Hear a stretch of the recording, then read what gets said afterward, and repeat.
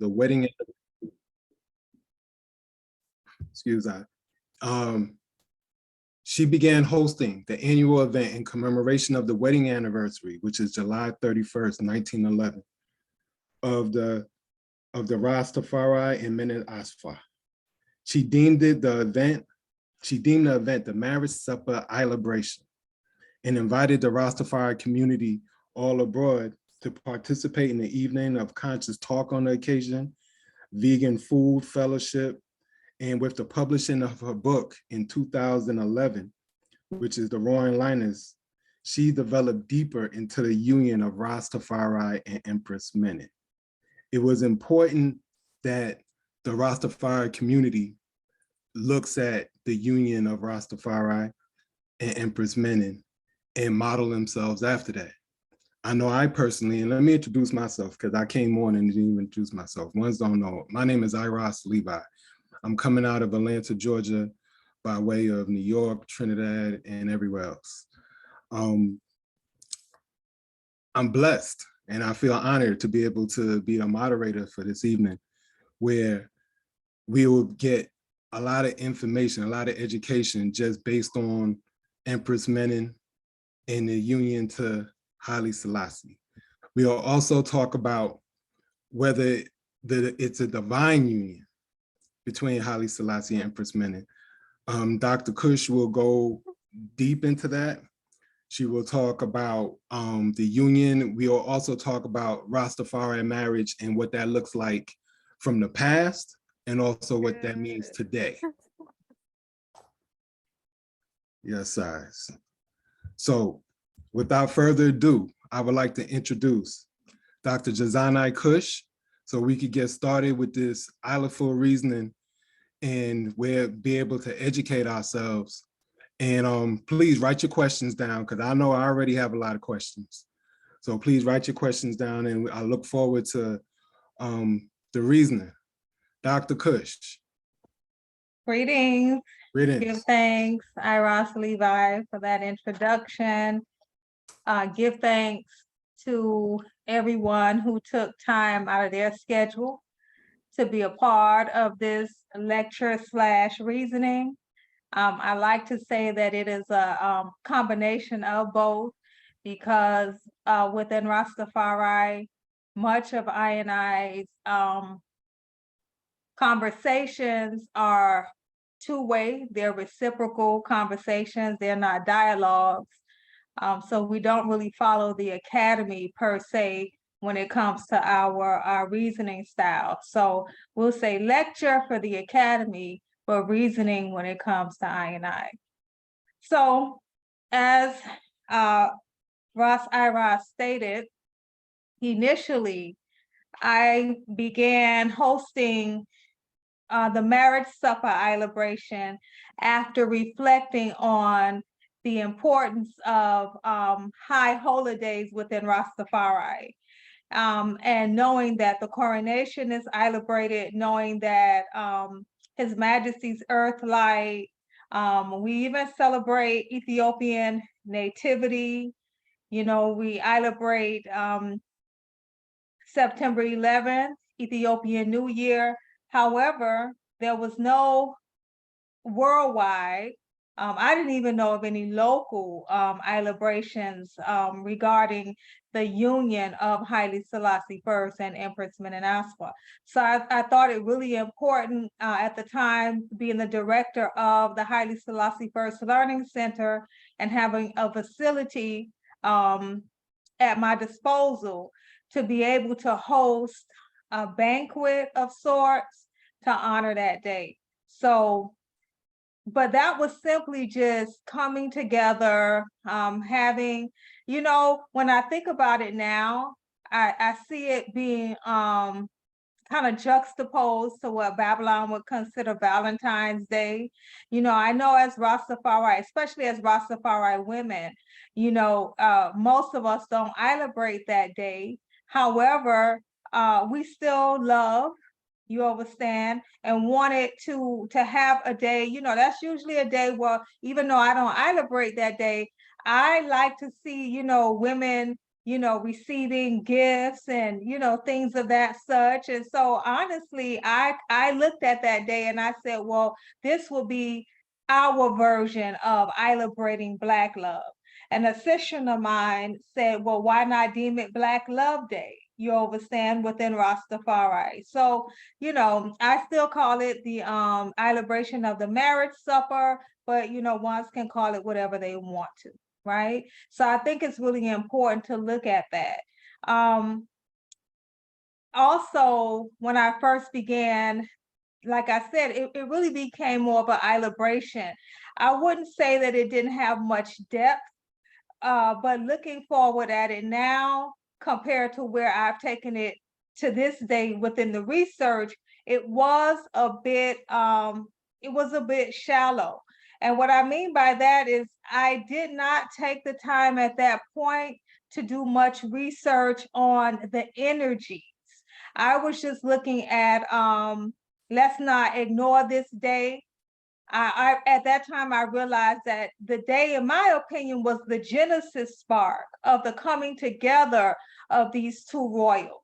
Whereas coronation within Rastafari, we speak a lot about it being, a lot of people refer to it as an example of the balance, right? Of the balance between feminine and masculine energies. But then I thought, okay, the coronation is that worldwide example of it, right? That the entire world got to witness. But what about that first coming together, that intimate genesis spark of those two energies? And that's what I consider July 31st to be. So in retrospect, I thought about it from a astrological perspective, and I'm going to go into that. But I do want to spend, because I have done this lecture before on the union of the lion and the ram. So some of you might have seen the lecture. So I'm going to kind of go through that kind of quickly. I know we have 2 hours, because I do want to get to the new chapter of this reasoning, which is igniting the violet flame. So as you can see, I have on my purple, my violet, because some of you may know me as the person who coined the term blue fire, which is the divine feminine within Rastafari. Blue fire is that energy that I like to say is a gift to Rastafari women from our Ivine Jaes, Empress Menen Asfa. It's the energy that we carry. A lot of times within the liberty, I think that when the world thinks of Rastafari, for the most part, they think of Rastafari men. They think of Bob Marley. They think of the reggae singer. Rastafari itself, I think, conjures a masculine identity in some people's heavens. Okay, so as a Rastafari woman, I know just from being a woman myself, as well as having many conversations with my sister, that I possess a very unique energy. We bring a lot to the movement. We sustain the movement. We perpetuate the movement. And so it was really important to be able to identify that energy. And so that energy is a very strong energy, and that energy is blue fire in juxtaposition with the red fire. So I'm going to go into the lecture, the first part, which is the union of the lion and the ram. And then I'm going to go into igniting the violet flame, which is a combination of the Rastafari woman's blue fire energy in conjunction with the Rastafari man's red fire. So I know a lot of people, when I first began talking about blue fire, and I first introduced blue fire in 2011 in my book, Roaring Lionesses. That's the first of 3 books. And a lot of people just figure I was just riding this wave of feminism or womanism.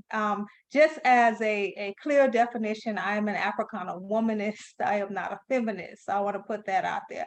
But yeah, so now you see after, let's see, 2011, and here we are, 2023. I'm bringing the two energies together, which was always the point, the purpose. It was always the vision. However, I thought it important to be able to establish Blue Fire as its own energy. Some people ask me right away, well, why are you even dividing us? Well, because I think it's important that Rastafari women define themselves and define their energies. In one of the last reasonings that I had, a sister said to me, when we were talking about our energies as Rastafari women, she said we were defined without our consent. And I told her that was so powerful. I think that should be on a t-shirt. Because when you think about our identity as Rastafari women, the way we dress, the way we move, oftentimes even our conduct within spiritual ceremonies, all of that was dictated, right? So if that was dictated, then how much of the persona that we know as Rastafari woman is really authentic? Because it can only be authentic or authenticated, in my opinion, if in fact it was designed, developed, crafted, sanctioned, and validated by Rastafari women. So because since that's not the case, the sistren and the reasoning said, well, you know what, Jazana, I think we were defined without our consent. And that's not to say that there are aspects of this this definition of who I and I are as Rastafari women that we don't agree with, right? But the point is that it was not a Rastafari woman who came up with how we would be and who we would be. Okay, so without any further ado, I'm going to share my screen. And if you have any questions, like the host indicated, I'm going to ask that you hold them because I will get to all of them. I will get to all of them. And it's really good to see so many ones here. I give thanks, and I'm looking forward to tonight, to our reasoning. So just give me a second to share my screen.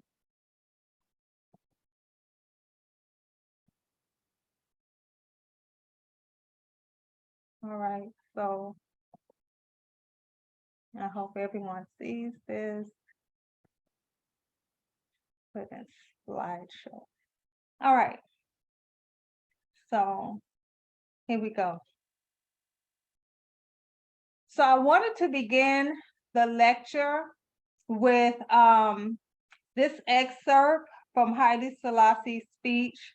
And many of you might know it. It is the speech that Bob Marley excerpt in his song War, or he actually, you know, put into music. And the reason why I chose this particular excerpt is because mostly right now within Rastafari, many of I are concerned with what I call the ultimate challenge, right? It's almost like, what is it that Haile Selassie charged I with, you know, right before, not right before, but, you know, before leaving, right, the throne, okay? And so I want to go over this because I view this as the ultimate charge. As a matter of fact, almost everything that I do as far as my work is concerned is based on meeting this ultimate challenge. The problems which confront us today are equally unprecedented. They have no counterparts in human experience. Men search the pages of history for solutions, for precedents, but there are none. This then is the ultimate challenge. Where are we to look for our survival, for the answers to the questions which have never before been posed? We must look first to the Almighty, who has raised man above the animals and endowed him with intelligence and reason. We must put our faith in him that he will not desert us or permit us to destroy humanity with which he created in his image. Which he created in his image. And we must look into ourselves and to the depth of our souls. We must become something we have never been, and for which our education and experience and environment have ill prepared us. We must become bigger than we have been, more courageous, greater in spirit, larger in outlook. We must become members of a new race, overcoming petty prejudice, owing our ultimate allegiance not to nations, but to our fellow men within the human community. Haile Selassie I, 4th of October, United Nations, 1963. So I started off with this because, in my opinion, Haile Selassie is challenging I to change our mindset regarding humanity. And I would even go as far as to change our mindset regarding gender roles, not man becoming woman or woman becoming man, not that type of change, but just the idea of, what it is that, what kind of humanity will evolve, right, out of us going deep within. What norms will be dashed, what new norms will be instituted, right? And so I'm making this argument now, but I think later on, but using Haile Selassie's words, I'll be able to support that. So this is in reference to this idea of a marriage, right? A biblical prediction of it.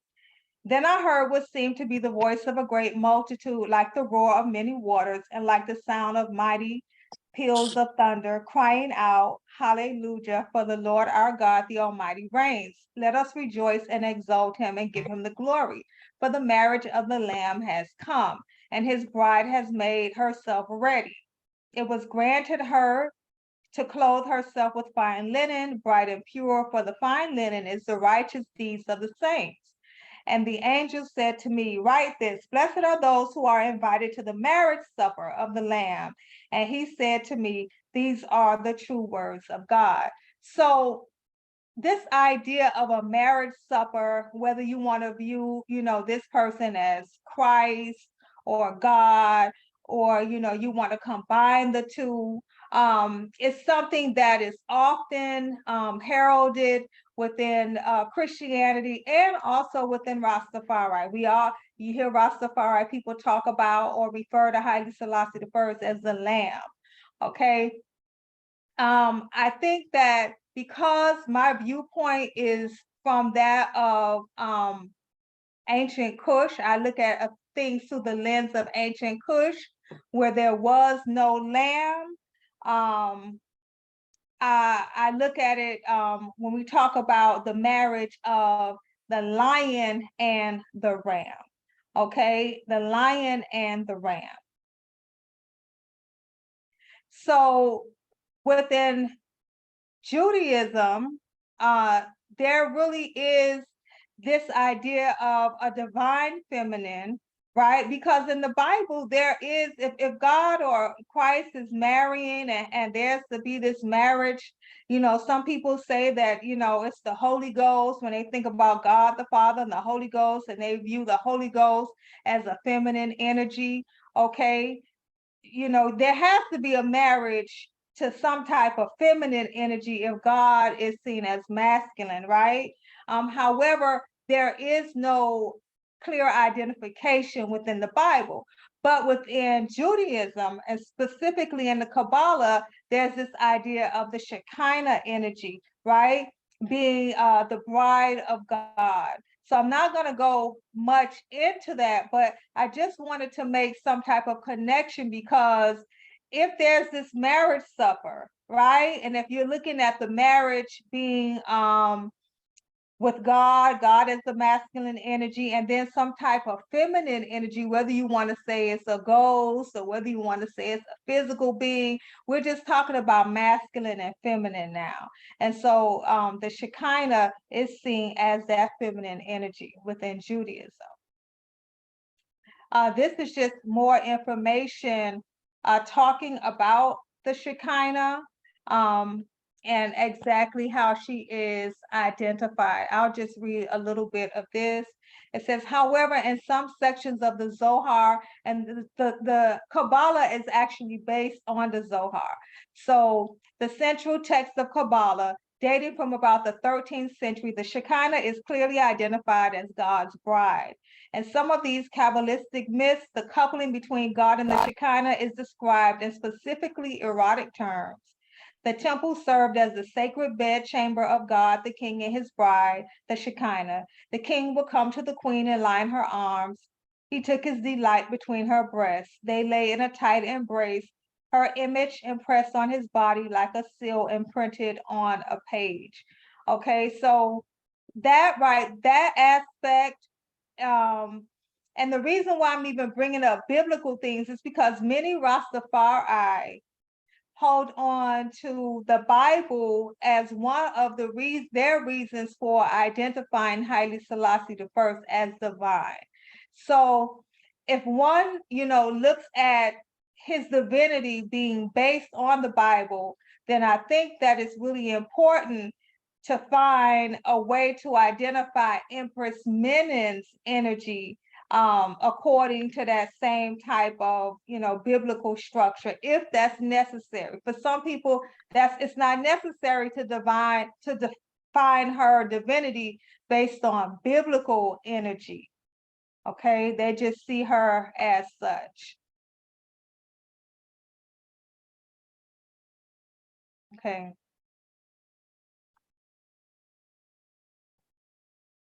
And this is more about the Shekinah. All right. So the marriage supper again comes up within Rastafari, right? So the Nyabingi chant goes, when I get to Mount Zion at the marriage supper, where Jah saints are gathered in one eye symbol, no more moderation, no more frustration. Farewell to Babylon, victory has trod.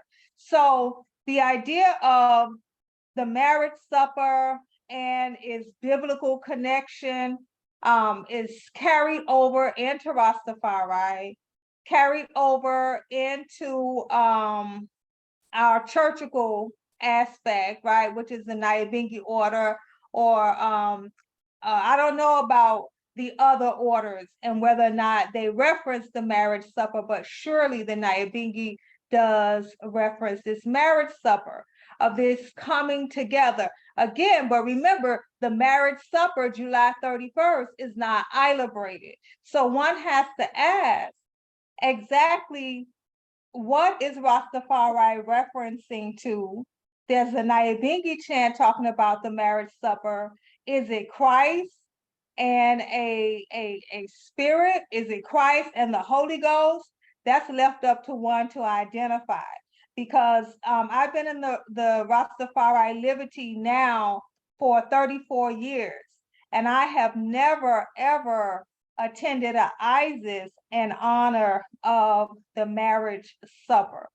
Okay, so that's something that I think we need to ask ourselves, how much of Christianity is being carried over without us really analyzing exactly, what it is that we're looking at, or are we just carrying it over because it seems familiar? Because we know a lot of the Nyabingi chants are just warmed over Christian hymns that have been, and I would use the word rasterized. We're just going to keep it 100. And this is a critical thinking exercise as far as I'm concerned. So I wanted to look at marriage in Ethiopia before I actually started talking about Haile Selassie and Empress Menen, because His Majesty in his autobiography says specifically, when he talks about the marriage of Waziro Yeshimabed Ali, his mother, and the marriage of Ras McConan. He says that they had a church marriage. Now, why His Majesty wanted to identify specifically the type of marriage that his parents had is probably based on the fact that there are several types, and maybe the church marriage seems to hold more weight. So I'll just look at this really quickly. You have three predominant types of marriage in the Amhara tradition. Only a minority, the priesthood, some older persons, and nobility engage in the church marriage, which is what he said his parents had. No divorce is possible within the church marriage. Widows and widowers may remarry except for priests who are instead expected to become monks. Then you have a civil ceremony, very much like the civil ceremonies where we have now, where you go before officials, much like I guess how we would go to the courthouse. Then you have what they call temporary marriages, which are really interesting, which obliges the husband to pay a housekeeper's wages for a period stated in advance. This was felt to be an essential arrangement in an economy where restaurant and hotel services were not allowed. The term is contraction of, and I'm not going to mess it up, blood and sweat compensation. The contract, although oral, was before witnesses and was therefore enforceable by court order. The wife had no rights of inheritance, but if children were conceived during the contract period, they could make a claim for part of the father's property should he die. Okay. And also you also have marriages that are just based on customs. You know, this is how my particular tribe marries. We do this particular ceremony, and now our community considers us marriage. Now, if you go within the various tribes within Ethiopia, some tribes might have 5 marriages. There are just so many different marriage arrangements that I couldn't put them all here. All right, so I think that's important considering I as Rastafari people, because I know many Rastafari couples who have been together for 20, 30 years and have not, quote unquote, legally married, but consider themselves married. Okay, so that's important. So we know that the date of Haile Selassie and Empress Menen's marriage was July 31st, 1911. And this is an excerpt from a book written by Empress Menen's great-grandson. He says, in the meantime, the pact between Tafari Makonnen and Iyasu was destined to be strengthened through familiar ties. In 1911, Tafari married Princess Menen Aspa, a granddaughter of King Mikael of Wolo and niece of Lijatsu. Iyasu had personally engineered this liaison. To enable Menen to marry Tafari Makonnen, he arranged for her divorce from her then husband, Raslawu Siged. Yet, despite the fact that this was an arranged marriage, the 22-year-old Menen was by common assent one of the most beautiful women at the Addis Ababa court, and the couple were evidently devoted to one another. The wedding was duly celebrated in a church ceremony. So, you know, here we go with the church ceremony in Harar on 31 July 1911. In his autobiography, Haile Selassie later wrote of the Empress, her character is such that apart from goodness, there is no evil or malice in her. Ever since we were married, we lived together by virtue of her being fertile in one family, sharing joy as well as sadness. Okay, so let's stop here to talk about our reason about the marriages per se. In Rastafari, I don't want to speak for everyone, right? I can't speak for everyone, but I do know that when I was entering the tribe, there really was no emphasis on the marriage of Haile Selassie and Empress Menen. It was just stated that Empress Menen was his queen, his wife, his consort, and that was it.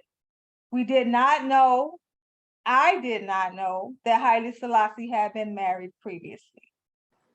So if there is no divorce in a church union, one can assume that the marriage that resulted in the conceiving of Princess Ramanawak, right, Haile Selassie's first child, was not a church marriage, but probably one of the other types of marriages that was mentioned, or some other type.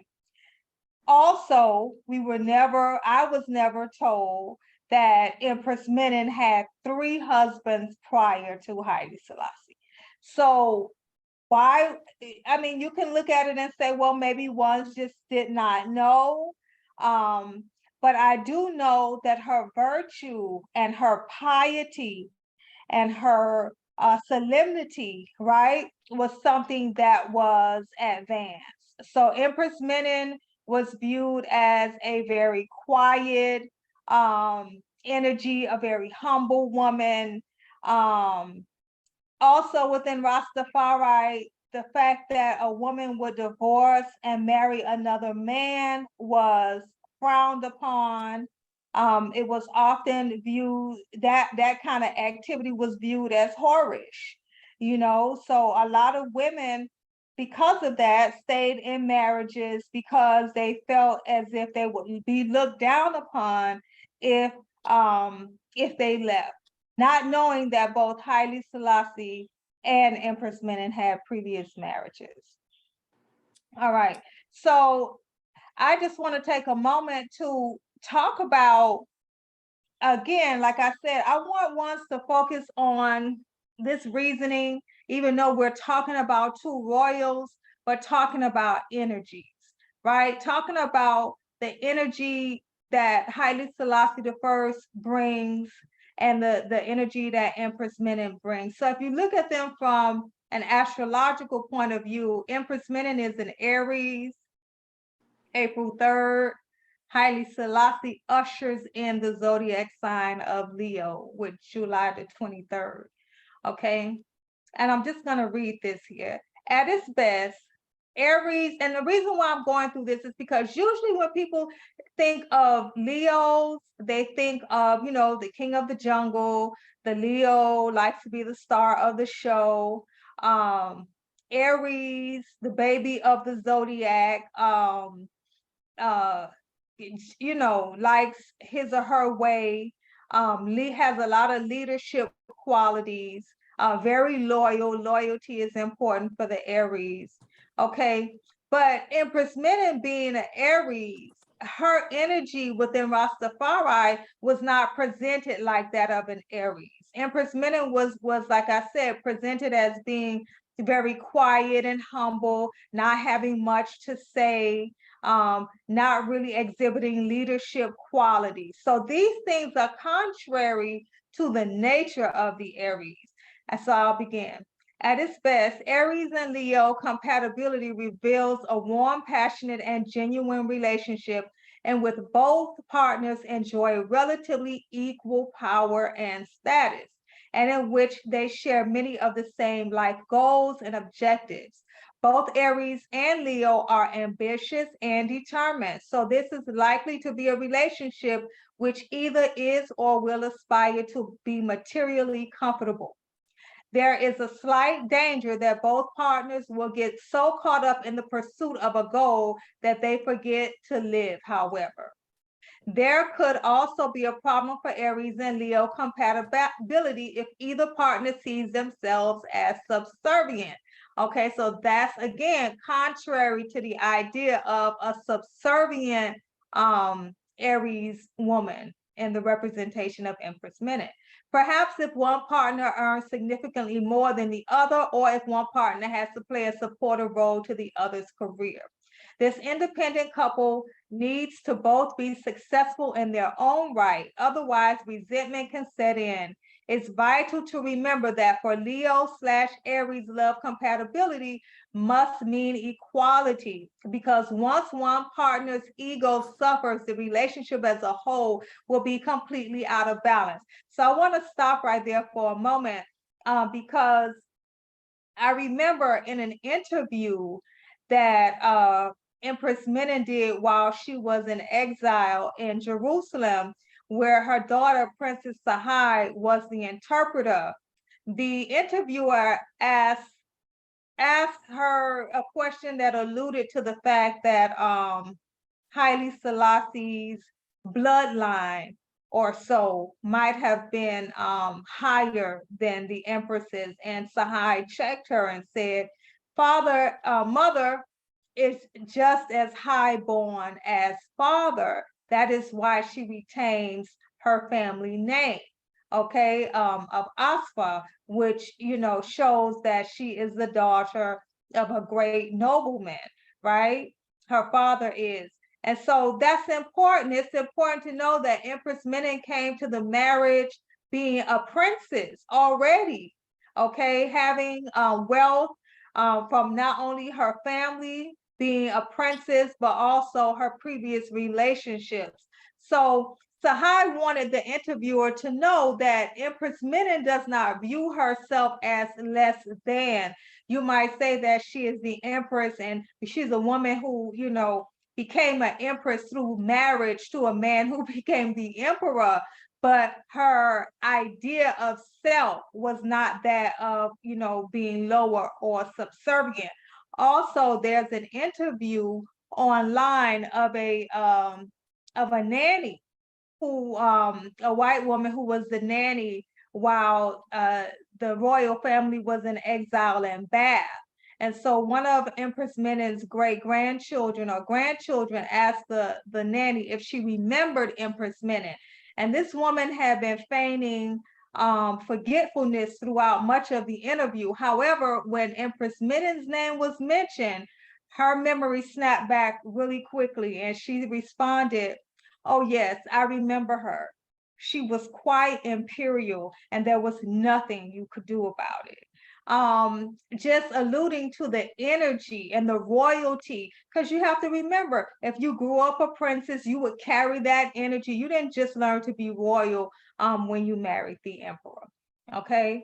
Then it goes on to say, fire and fire together usually burn strongly indeed, but if tempers get out of control, fire and fire can be a dangerously explosive match.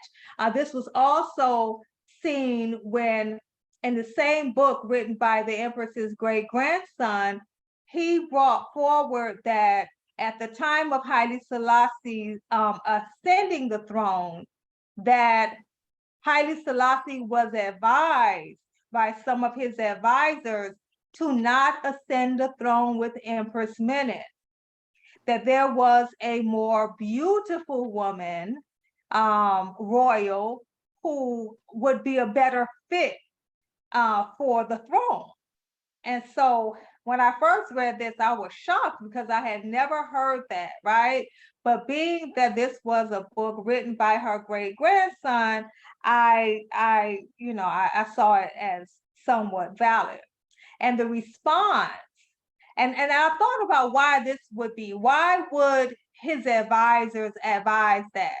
And one of the reasons may have been, and this is just conjecture, Empress Menen's size, Empress Menen's weight, because in many of the articles that I have read written by Europeans, they are very insulting. She's referred to as rotund, obese, I guess in relation to European standards of beauty, she was not thin. But if you know anything about ancient Kushite queens, she fit the model. She was a perfect Kushite queen, right? Because in comparison or in conjunction or in juxtaposition rather with the queens of ancient Kemet, who were seen as thin. The Kushite queens were also always seen as voluptuous, okay? So I'm thinking that that might have been the reason that his advisors were saying, hey, no, you know, we have all these European people coming in, and because they're coming in, we want, you know, we're trying to fit on the world stage, and we want your counterpart to look a certain way.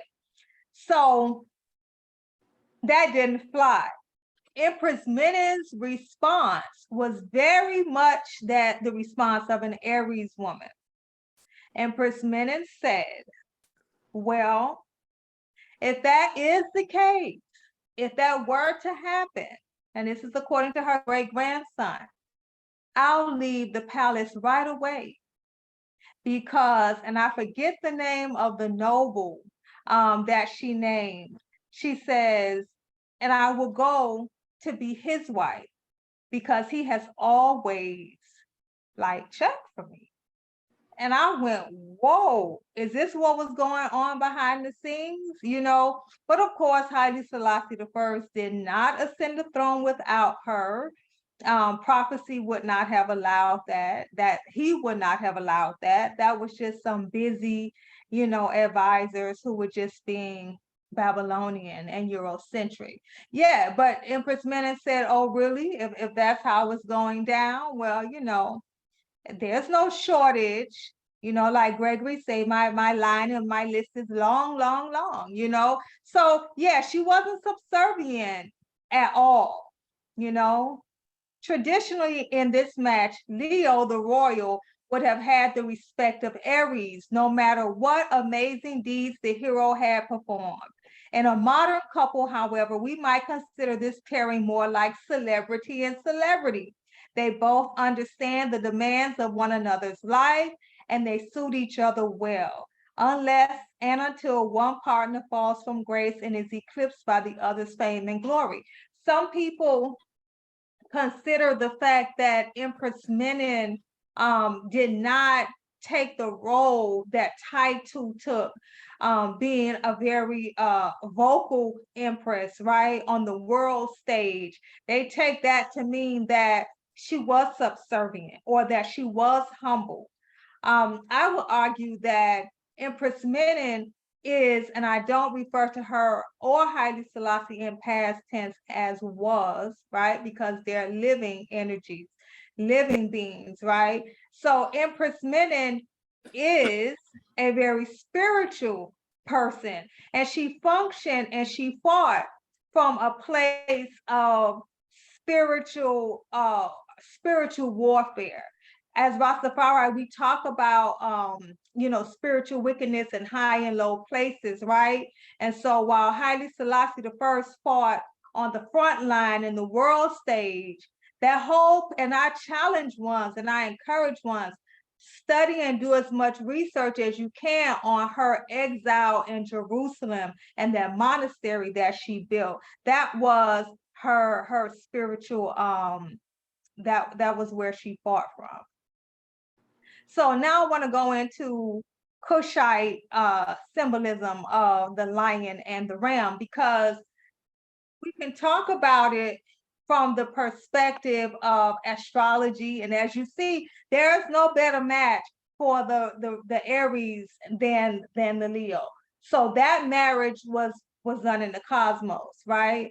But in ancient Kush, and the reason I go to Kush is because we talk about Haile Selassie's Oromo, or I'm sorry, his Amhara lineage, but we also know that you can just simply look at Ras McConan, you can look at his cousin Menelik II, you can look at Negus Mikhael, Empress Menen's grandfather, and you can see the Oromo blood. If you do the research, you will realize that the Oromo are the Kushites who left the Sudan and who traveled into present-day Ethiopia. So when we talk about that idea of divinity, we have to go forward. Sergina, please mute your phone, please. I'll mute you. So when we talk about the symbolism of the lion and the ram, we have to look at how those animals, which were, they represented certain deities, how they were viewed. So the synergy of these signs is also evident in the symbolism of the ram and the lion as represented in ancient Kush and Kemet. It can be interpreted that the animals played an important role in Meroitic religion. The ram represents the figure of the god Amun, and the lion incarnates the figure of the Meroitic god Apetemet. From the remains of Meroe, it is clear that the ram cult Amun did not disappear entirely from the scene during this period, but the sun god Amun lost his supreme position in the Meroitic pantheon because his cult was replaced by the cult of Apetemet, the lion, especially after the transfer of the capital to Meroe. But both of them remained as royal insignia, and both played special roles in the ideology of the Kushite kingship. So the lion and the ram are both referred to God as gods, which is, masculine. But again, I need you to think about this from the perspective of energy. Though the deities Amun and Apetemet are males, there seems to be an interesting connection with the ram's energy as it is symbolized in Kush and Kemetic culture. Amun the ram, considered the king of the gods, is said to have been self-generated. Furthermore, he is associated with fertility, water, darkness, and hiddenness, Amun. So I want you to think about Empress Menen, and I want you to think about this idea that she's in what we consider to be the background. She is not in the foreground, she is hidden. And I like to think that when it comes to certain ancient mysteries and certain ancient mystery systems, right? There's a lot of stuff that, and think about it too this way. Kemet is considered, right, like the New York City, right, of ancient times, right? She's the daughter. The daughter is a little bit more worldly than the mother. The mother's a bit more conservative, right? And so when we think about Empress Menen, we think about her role, and we think about her role as upholding, right, that same Kushite tradition and that same Kushite energy. She is hidden. She is hidden from us. At least she's been hidden from us within the Rastafari liberty, as a matter of fact, hidden in plain sight. What do we know about her, right? And in order for us to know about Empress Menen and to connect with Empress Menen, you have to go in. You can't readily find a book.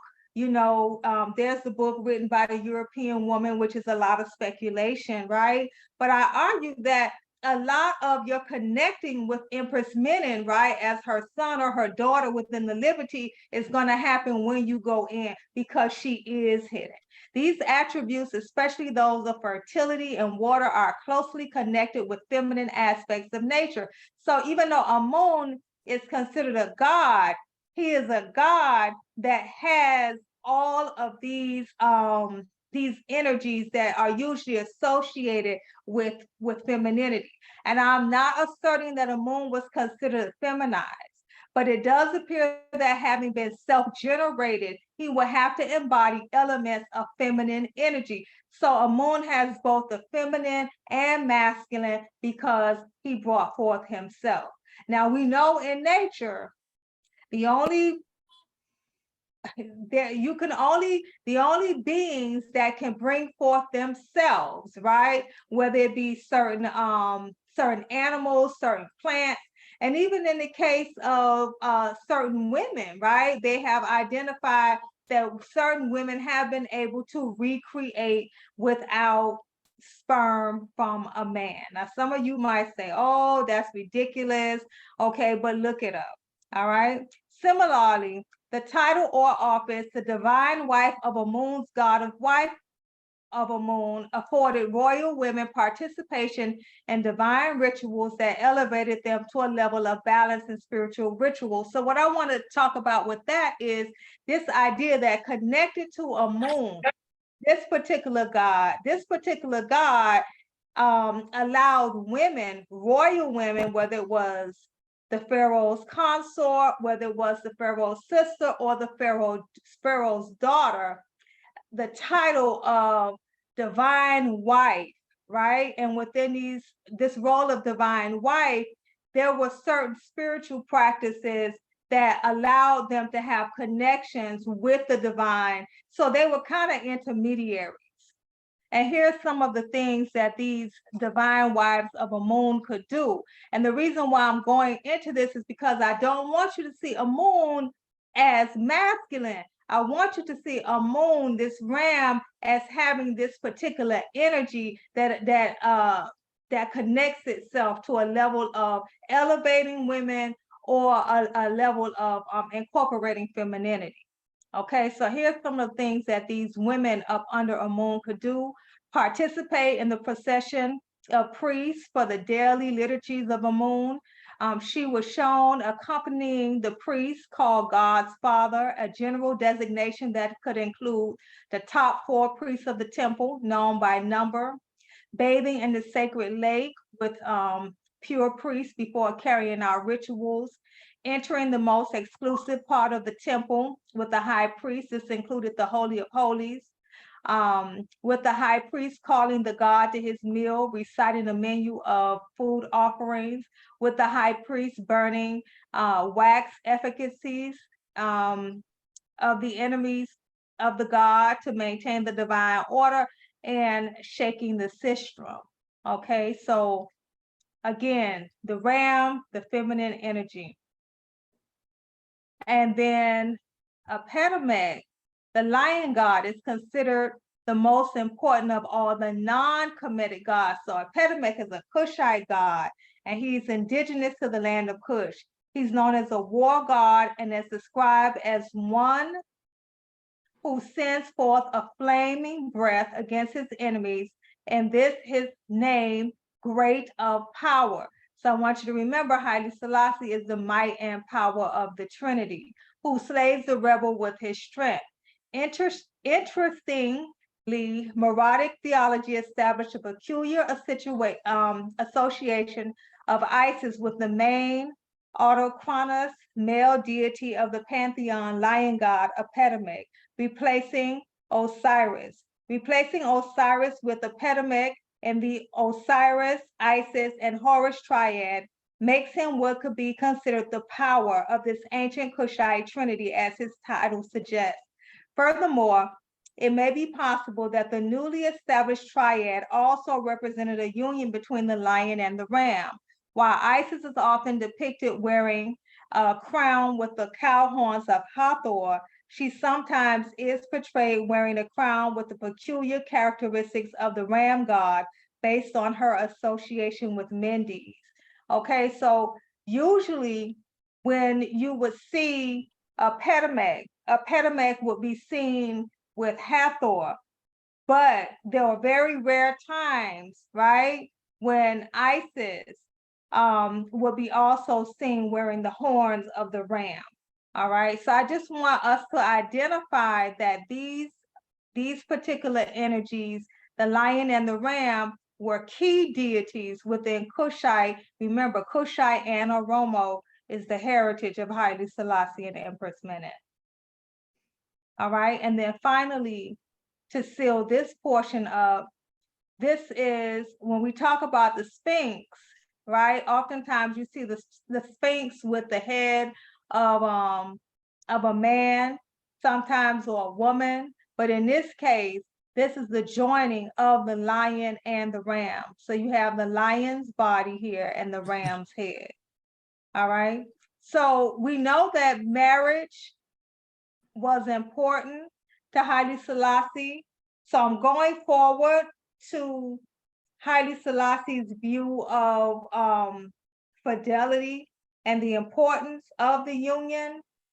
And we see that this was given, this order of fidelity was given to Ethiopians who have been faithful to their wives, not who only had one wife, because that Haile Selassie could not have given himself this award, right? For those who were faithful to their wives for over 25 years. right? And it says at the top of the list was Haile Selassie. Was he, you know, he gave this to himself. So marriage is important. I identified how the union of the lion and the ram is important, right? So it's that the importance of that is that match, that being equally yoked, right? So if we're equally yoked and we take the time to be equally yoked, then we could probably have these orders of fidelity, right? The question is, in Rastafari, you know, are we guided towards what it looks like, you know, what a perfect union looks like, right? Are we pushing the subservient idea of the woman being humble and the man being more assertive? Because if that's the case, you know, maybe that's one of the reasons why a lot of marriages are not lasting. Or if marriages are lasting, and this is something I really want us to consider, this idea of the perpetuation of the Rastafari liberty amongst our children. So if our children are seeing marriages, and I'm not getting into anybody's business, right, that are not functional because we're upholding levels of dominance as opposed to levels of equality, where there is bickering because you know, one person feels oppressed, or one person feels like his or her light is being covered by a bushel. Whatever it is, there is something that's happening within the unions of Rastafari. I truly believe that is causing some of the children to go astray. And I can talk about this from my own personal experience, having raised 7 children within the Rastafari Liberty, and having had conversations with them about their selections of mates, their decisions to stay within Rastafari or to leave, or to massage it to fit what they consider modern terms. You know, all of these things are important, and we really have to look at why it is that some youths are saying, no, this is not the life for me. All right. So I want to go forward to what the Nyabingi order says in its guidelines regarding a Rastafari woman and even her place within the household. Okay, so I know that the guidelines are being revised, and as far as I know, I haven't seen the new ones. So in our discussion, you all can tell me if the new guidelines are out. But this sounds archaic, but this is what is still out there. The Nyabingi daughters, like the sons, must abide by Jah Ivine laws. As him as the head of the Nyabingi order, the Nyabingi queen must recognize her king as her head. Then it goes on to talk about the menstrual cycles, and then I'll pick it up here. She must be loyal to her king head in all things concerning righteousness. She must abide within her home and not be a busybody. If there is a misunderstanding between her and her king man, the matter should be brought before the priest or a council of elders who would deal with the matter privately and constructively. Now, remember now, Haile Selassie, it is reported that he said that he and Empress Menen never had a disagreement that needed outside mediation, right? So that means to me that they had enough respect for each other that things never got to the level of, we can't handle this is crazy, we need outside mediation. A Nyabingi queen is not permitted to play the drum, so I'll skip over that. Then it goes on to say that she can have jobs within the Ayabingi order, but jobs like writing letters and taking minutes. So in other words, the secretary. She must be attired in modest apparel at all times and must not wear pants or explosive garments. Her head must be covered, and then that goes on and on. Okay, but the bottom line is that her man must be the head of her household. The Nyabingi man must abide by the laws of his imperial majesty. He should abide with one queen as a perfect example set by his imperial majesty, Haile Selassie. And then it goes on to say, you know, that he shouldn't take drugs and things of that such. And then it goes on to say, it is the duty of every Nyabingi man to see to it that love and harmony be maintained on every gathering. Intimate relationships with whites is strictly forbidden. Nyabingi man should not abide with a woman who is not of a Rastafari lifestyle. It is the duty of every Nyabingi man to maintain his children and raise them in the order of righteousness. It is wrong for a Nyabingi man to trim his children, and this is an abomination.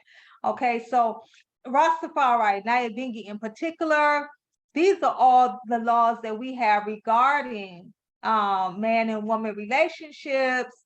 You can assume that the king and queen means that there is a marriage, is a common law marriage, but clearly this is taken straight from, some of these things are taken straight from biblical protocols regarding a woman being submissive to a man. Now, I'm bringing up His Majesty's words regarding women, right? Not necessarily women in marriage, but women in general. And I argue that this does not match with what we see within the Nyabingi order regarding women. So he says in his seminar to women, Africa has accepted the challenge of the modern world, and with it comes grave responsibilities. Many discouraging hours will arise from the rainbow of accomplished goals before the rainbow of accomplished goals will appear on the horizon. African civilization in its potential magnitude must be able to command fortitude, patience, tolerance, and diligence. So we're talking about women leading. We're not talking about saying don't be a busybody. Clearly you're gonna have to be a busybody if you're running the world, right? Or if you have a leadership capacity in some type of governmental role or something. To sustain us in all our tasks, we count on the women of Africa. Without their relentless vigilance, no aspect of responsibilities can be attained. Woman's role has never been so demanding, and you can be proud to answer this call for the betterment and future of mankind. So you cannot move forward the betterment of the nation or the future of mankind if you are in a submissive role. Ethiopia welcomes you and wishes you Godspeed in your deliberations.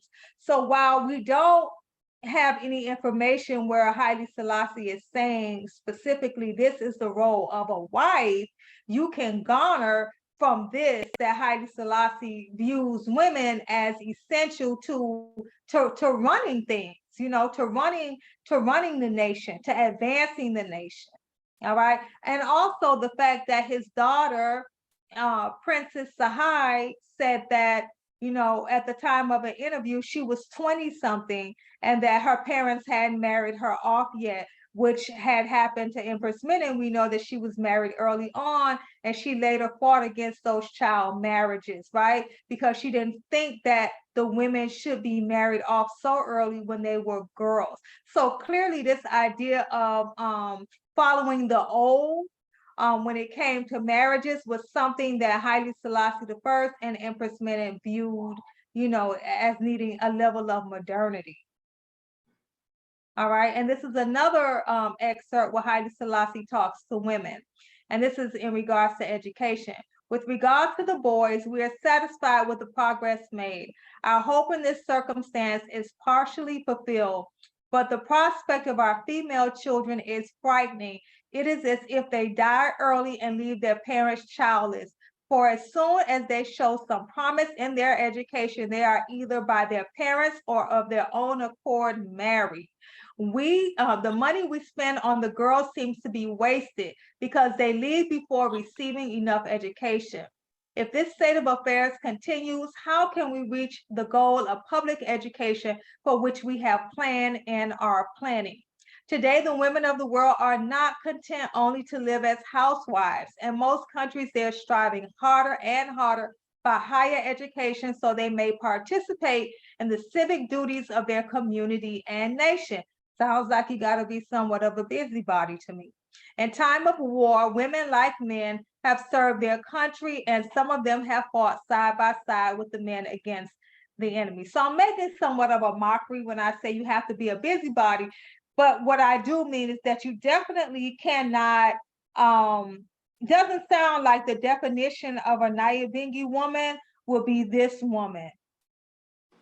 And so the next section is this idea of joining the red fire and the blue fire. So I've talked about what the ideal marriage would look like, right? We know that based on Haile Selassie and Empress Menen, right? I talked about their energies, talked about how you have that Aries energy that's strong, you have that Leo energy that's strong, you have Haile Selassie saying she was my most trusted advisor.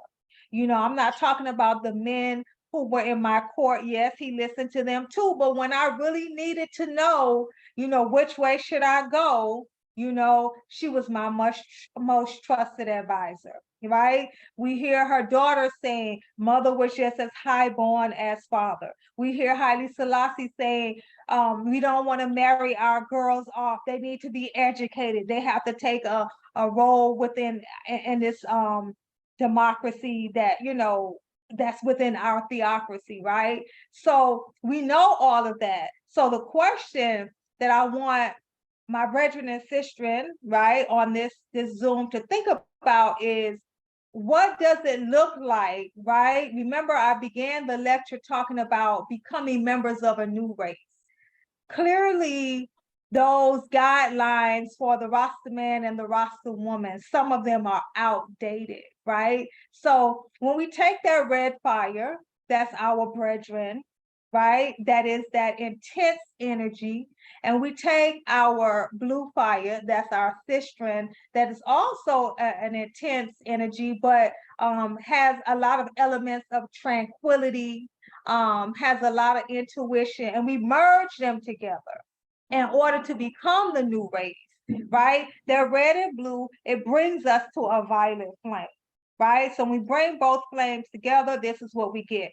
And so the violet flame is represented, it represents the color purple violet, which represents the crown chakra, right? Which we know is our chakra here. Now, if I have had some, I have some photos of Empress Menen. I don't have them here, where she is wearing a, you know, when this is like right after being married to Haile Selassie. You see her with the short afro, and she has like an emblem right here in her crown. It looks like a jewel, you know, probably some kind of diamond, you know, head ornament right there in her crown, which to me, identifies that that's the energy. That's the crown chakra energy. That's the energy that we really need to be on. So here's some information regarding the crown chakra. The element is thought. Haile Selassie, one of my favorite excerpts from one of his speeches is when he talks about discipline of the mind, right? So this crown chakra is very much about thinking, but on a divine level. Color is violet. Cerebral cortex is the location. It's the seventh and final chakra in the system and is known as the crown. The chakra is focused on thought, the complexity of the mind. Remember, discipline of the mind is complex. You must discipline it. The crown chakra is about merging with divine consciousness and realizing our own true nature. This chakra brings us back to reality, acknowledging that there's a deeper meaning to life that underlies all existence. So it's deeper. You know, when his Haile Selassie talks about becoming members of a new race, that's deep, because that means that we're going to have to let go of what they told us it was to be a man, right? What they told us it was to be a woman, right? And I don't want to sound, because I know what era we're in right now, so I don't want people to think that I'm going along that range. But what I am telling you is that a lot of our notions of masculinity and what should be feminine have been predicted and have been pushed by our oppressors. And so if we take on what Babylon says it means to man and be a man, and what Babylon says it means to be a woman, we're going to be lost. That's why becoming members of a new race is important. And who is going to dictate what that new race energy looks like in Rastafari? It has to be the Rastafari woman and it has to be the Rastafari man on equal footing. So when we talk about that blue fire and that red fire coming together, that's what's happening here when we create the violet flame. Okay, so this chakra brings us back to reality, acknowledging that there's a deeper meaning to life that underlies all existence. The crown chakra is known as the 1,000-petal lotus. Most people believe that the petals are reaching up into the heavens. The lotus petals are actually turned downward like a sunflower, dripping nectar into the crown and down through the chakras. The two ends are connected. A lotus cannot bloom without roots in the earth. The chakra system is a revolving door, one in need and connected to the other. So we have, I, right, as a people, as a Rastafari man and woman, while we know guidelines are being revisited, right, within everybody's home, oftentimes the outside predicted what was happening too much on the inside. You know, you have Rastafari brethren and sistren, some who came from families where there was a certain level of order, where there was a level of uh, synergy, right? Throw that order out, right? That order that actually worked, throw that order out and replace them with an order that was predicated and that was created based on patriarchy and religion. And what did we end up with as a result of that? That's what I want us to really think about. How do we redefine what you are the king of your house? Your queen is the queen. She runs things too, right? And so we have to, as a Rastafari people, decide how we are, how I, right, are going to be able to create the synergy that's going to take us. Because remember, the goal is to have Rastafari children want to continue this liberty. All right, so it's 8:14. I have plenty of time for questions. And, you know, I want you all, I know you're not passive learners. You didn't just come on here to hear me, but I really want to know how you think, because I'm learning as I'm teaching, how the I think that the Rastafari liberty can be advanced based on this synergizing, right, of the two energies, the red fire and the blue fire. So I'm going to ask the host to acknowledge you, and then I will answer any questions that you have. Yes, sir. And if you have any questions, you can also put it in the chat. If you don't want to actually come on the mic or on camera, you can put it in the chat and I'll make sure and read it. But I did want to spark a question. DI talked a lot about the astrology between Empress Menen and Haile Selassie. Do you see that as factual, as things that, you know, one should follow when choosing a mate? Oh, wow, that's a good question.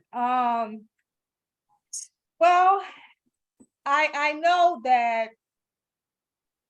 you know, because that's one of the things that I often ask people. You know, I pick up on people's energy and I want to know if what I know about a particular sign, if that's what I'm seeing in the person. So I might ask a person, you know, who seems to be very orderly, you know, everything in its place and everything has its place, right? Are you a Virgo? You know, or a person who likes to dress really elaborately and, you know, likes to take the stage. Are you a Leo? So yes, I do think that astrology has some merit. Um, but what I also realize is that if people want to make a relationship work, even if according to astrology, you know, you're like, you should run in total opposite directions, that it still can work, right? Yeah, but yeah, I do think, especially when it comes to that lion and the ram, I've done so much research on those two um zodiac signs, and I think they really are definitely they were made to be together. So yeah, I think it's something you should pay attention to. I do. I think somebody, I wasn't sure if I was hearing somebody. Okay. Um, Now, obviously, the eye sees the union as divine, and that ones in the Rastafari community should model themselves after Haile Selassie and Empress Mene as that union with one man and one woman. Um, I know from my experience, the Rastafari community, there's an imbalance. There's a lot more Rasta men than there are Rasta women. How would you address that Um, in those regards? well,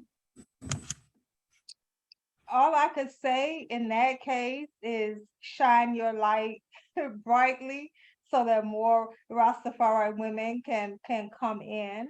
Yeah. Um, now, at one point, I would oftentimes hear a sister say that she was brought into the liberty by a man, right? So that was very popular. So if there are more men than women, I'm also going to encourage sistren to continue to shine their lights brightly, because I think that people see I and I as Rastafari women. A lot of ones are they admire I and I. I think the more we take the front stage in leadership, because what people often do know about Rastafari women, some people still follow or still believe that we are subservient, that we don't really have a voice, right? And so if I were a woman standing on the outside, I might like, yeah, the way a Rastafari woman dresses or looks, but if I think that her liberty is oppressive, I'm not going to want to be a Rastafari woman. But if I see a Rastafari woman in positions of leadership and positions of power, right, then I might be more, interested, because her energy might match with my energy. I don't want to throw away my energy. What if I am a leader? Right. But I think that Rastafari does not offer opportunities for me to stretch myself, right? And what's naturally my energy. Then I'll say no, I'll pass. I'll be something else, you know. Um, but if I see Rastafari women standing strong, then I might be more attracted. So I say that um sistren have to do a job and kind of bring it. I mean, we don't have to go out and recruit. We're not fanatics, we're not a cult, but just by being the leaders that we are, just by being the shining stars that we are, I think we can increase our numbers.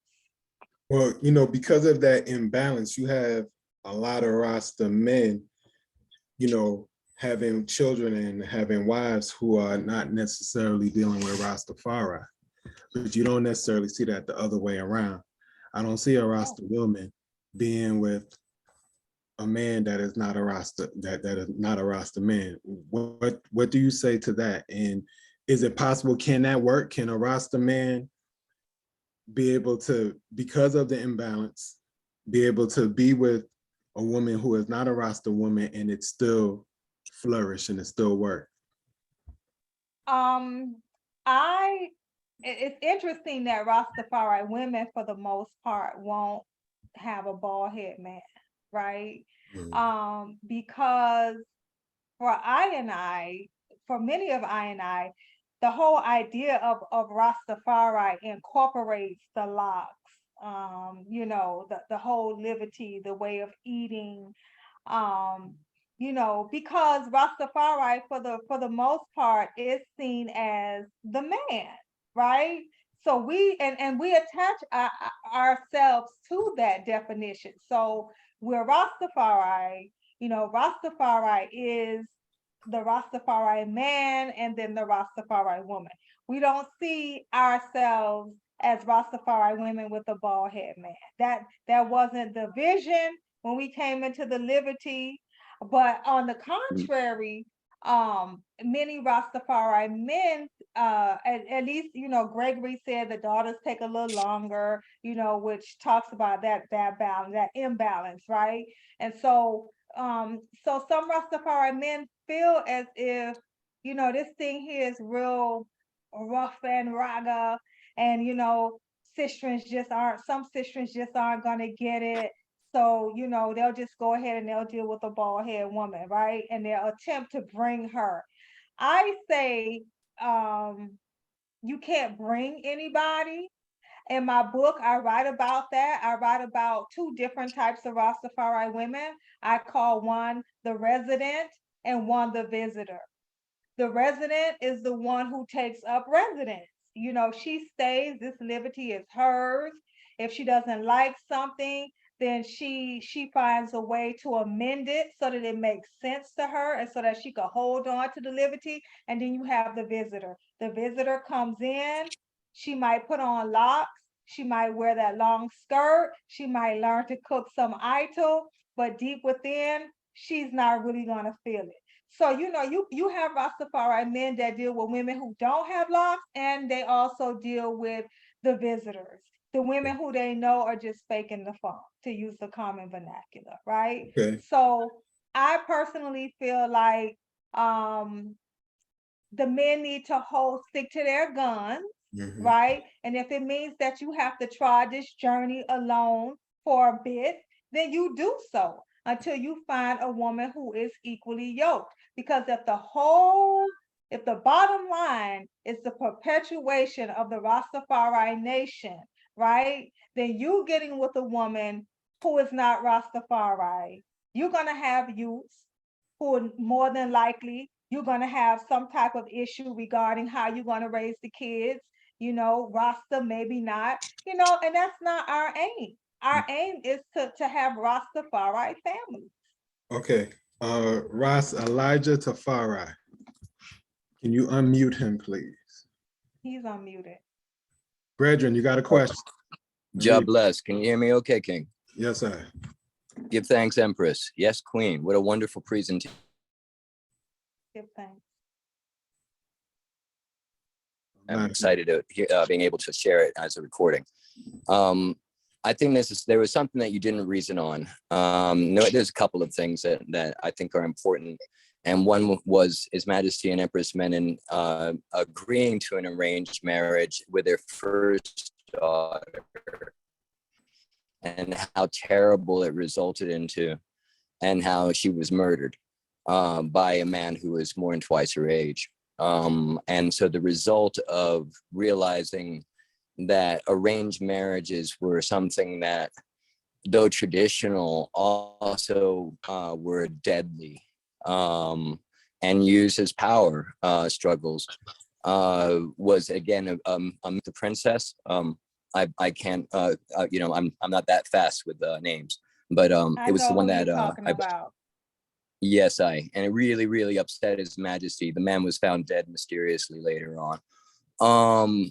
The other subject was about it's very interesting because you have both biblical perspectives about monogamy, but you also have biblical perspectives about interracial relationships.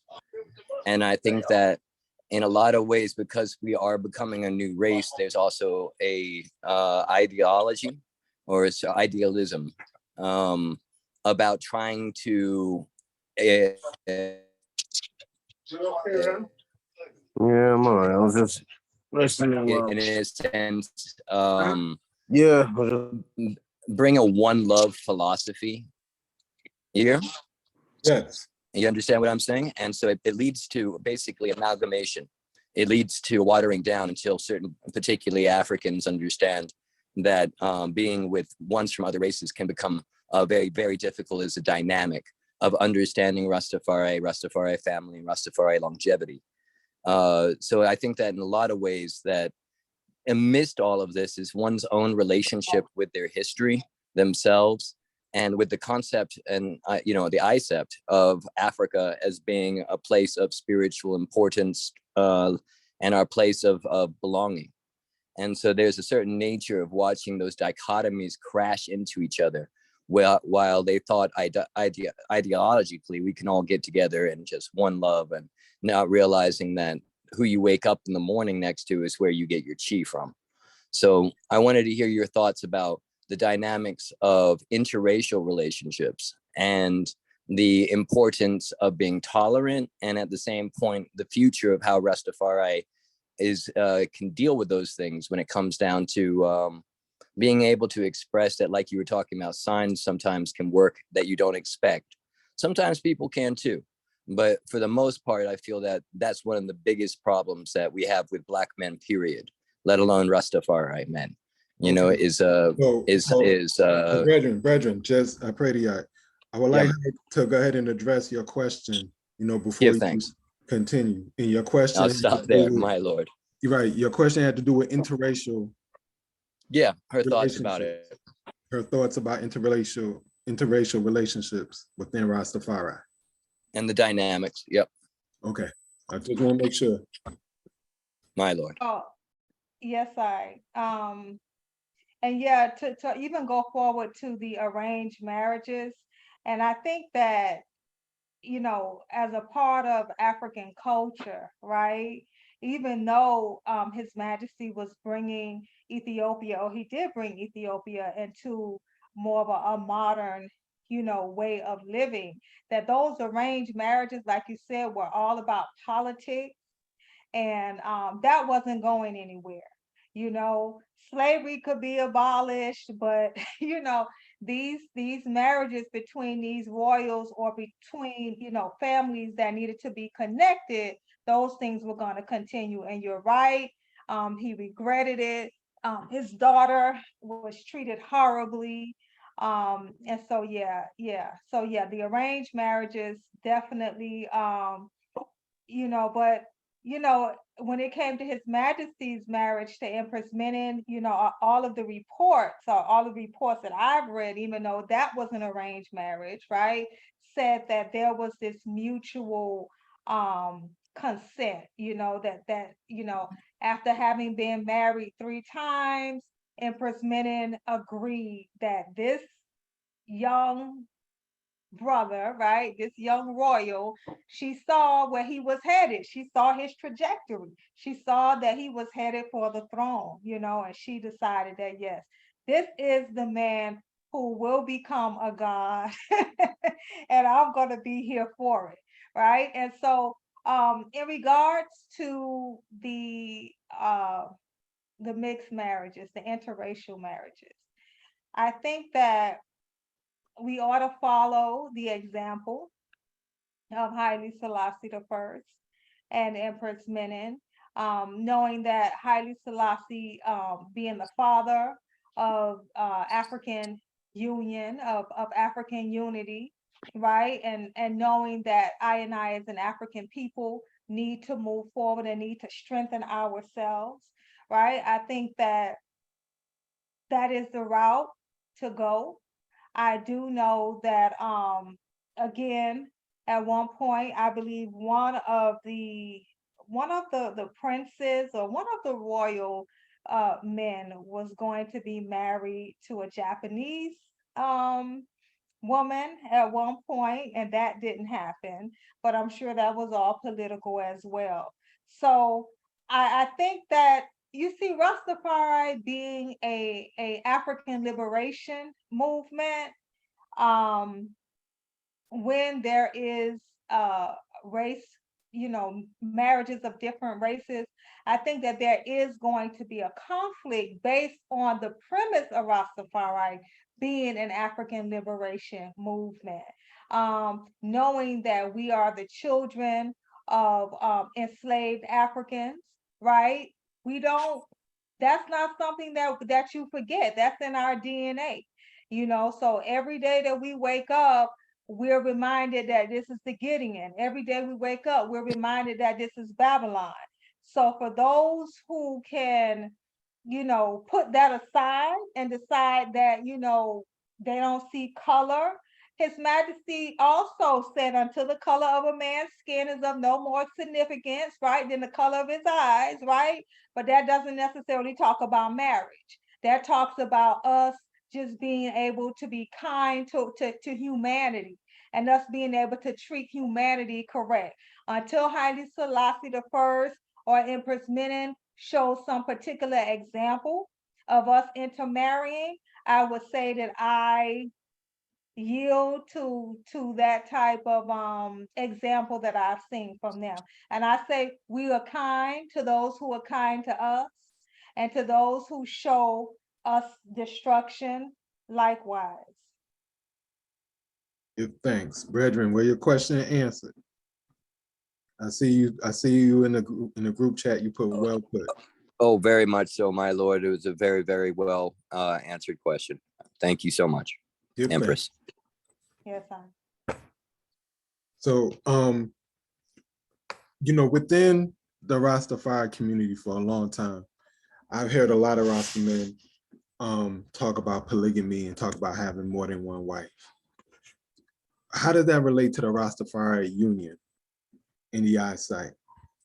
Is it possible for a Rasta man to have multiple wives and still have that violet flame? he might have something more than that violet flame. If he has multiple wives, right? He's gonna have a wildfire.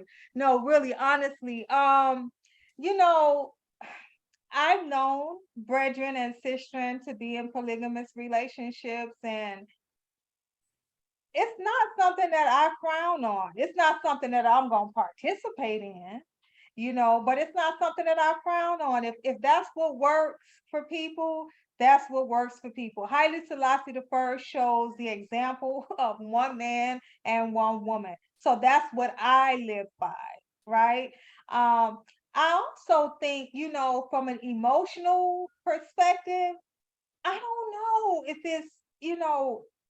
it's possible to love two women, you might love one because she cooked good food, one because she's cute. I don't know, but I don't know if it's possible to love two people equally, or even if that's the point, if you're supposed to love them equally. I don't know, and I really think that if it's functional, it's functional. I know a lot of Rasta men.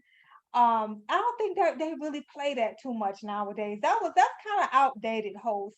I think that was more in the 70s and That the was more 80s what you talking about with the multiple wives? with Rastafari men. Yeah. Oh no, there's still, well, as I experience, I know there's some Rasta men now that still, talk about having multiple wives. You know what I mean? You Okay. have Rastafari men, they talk about being fruitful and multiplying. That's their goal. And so they have multiple wives, they have children with multiple women. These are the things that they feel like is their duty.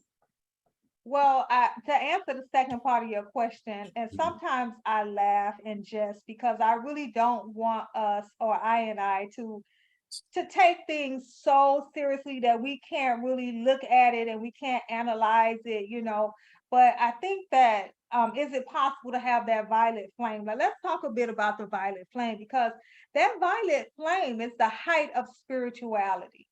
It's the height. It's when a man and a woman have, and you know what? From an age perspective, I don't even know if you can create the violet flame when you're young. I'm almost thinking, so anybody who's on here, I would say if you're 40 and over, you might be creating that violet flame.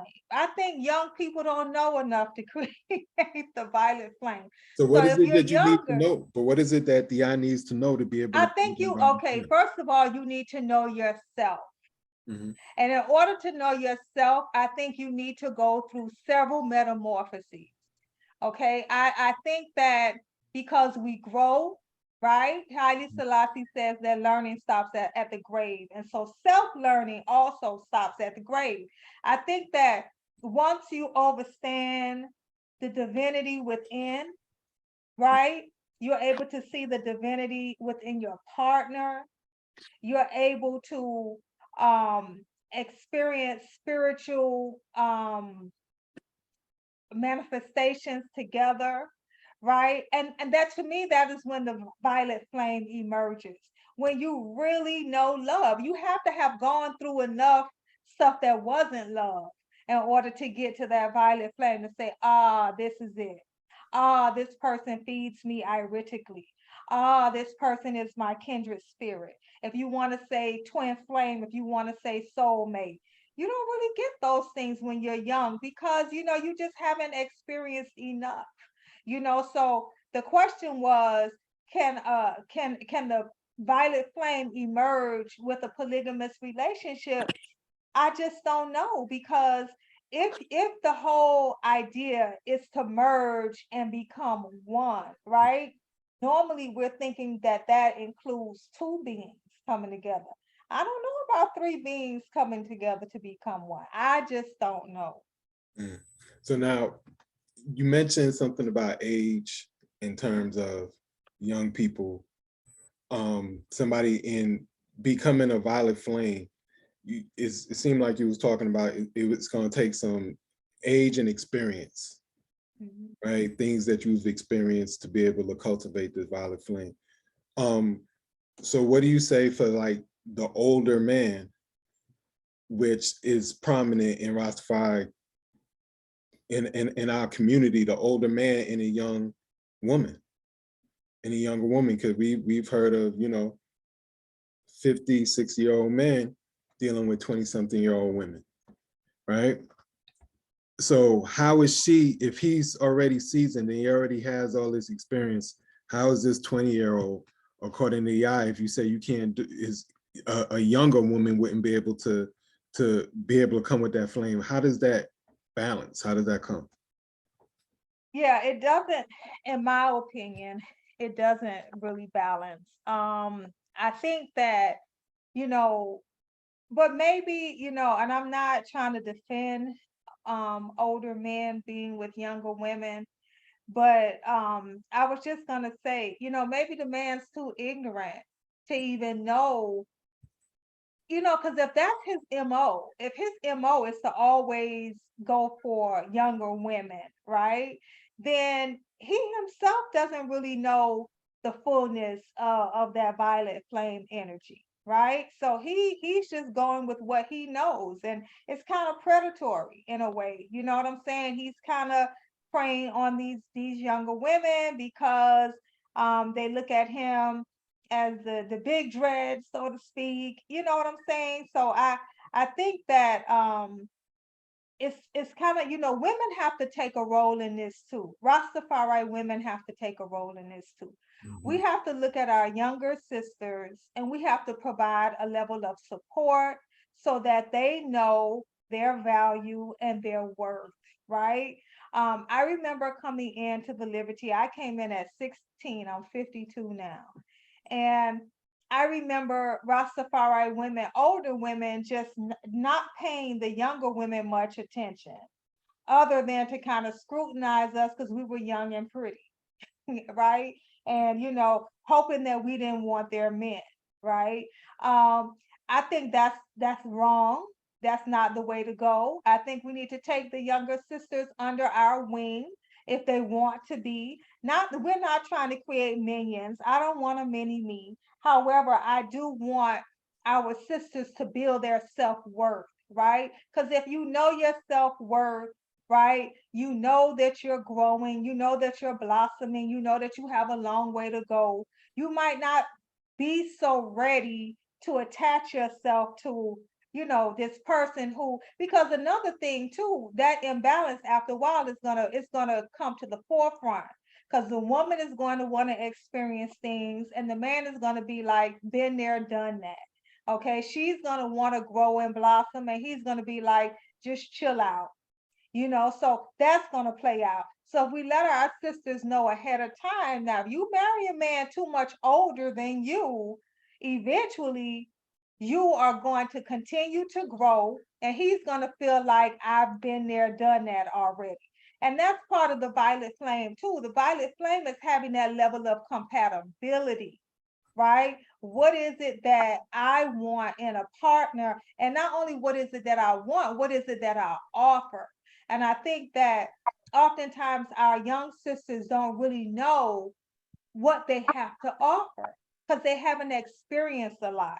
That's where we come in. I did a lecture last month, oh no, earlier this month on intergenerational relationships between Rastafari women. Because as a woman in my 50s, I don't know what the Rastafari woman in her 30s thinks, right? I don't know what the Rastafari women in their 20s think. I don't even know how they view Rastafari, and that's a problem. Because how can I mentor them, right? How can I even, because it's not only about mentoring, how can I learn from my sisters if we're not communicating?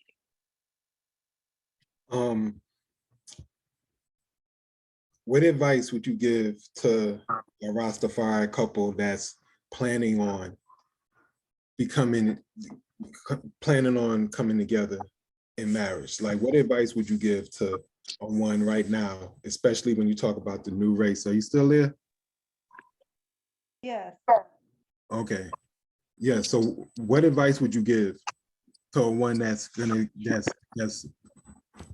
planning on being married, right? But they roster people and they want to come together.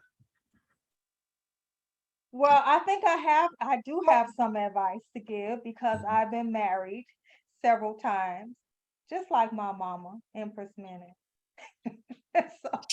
so, I do have a little something to offer, and I've raised, 7 Rastafari children. I would say, definitely think about, start with your future in mind. This is the time right now that everybody should be looking towards the continent. Like, to look at it, back in the day, we used to say, we're all going to Africa, and that was like far, far away. Well, with the climate being what it is right now, everybody needs to be buying some land, or, you know what I'm saying, just, having Africa on their mind. So I would say definitely see if that partner is ready for repatriation. Because if that person is trying to stay here in Babylon, that's not where you want to be, number one. Number two, how is it that you're going to raise your children? You understand what type of liberty are you going to decide, well, I'll let my children become Rasta when they're older. Am I going to lock my child's hair? Am I going to let my child eat meat? You might say, oh, come on, seriously, that's a no-brainer. No, it's not a no-brainer. Okay, because there are a lot of households where people come together, but they don't think out these things that we consider very basic. I would say this is really important for me now. In this era where Empress Menen's identity is heralded by some and still totally disrespected by others, as a woman, I would want to know, do you hail Empress Menen?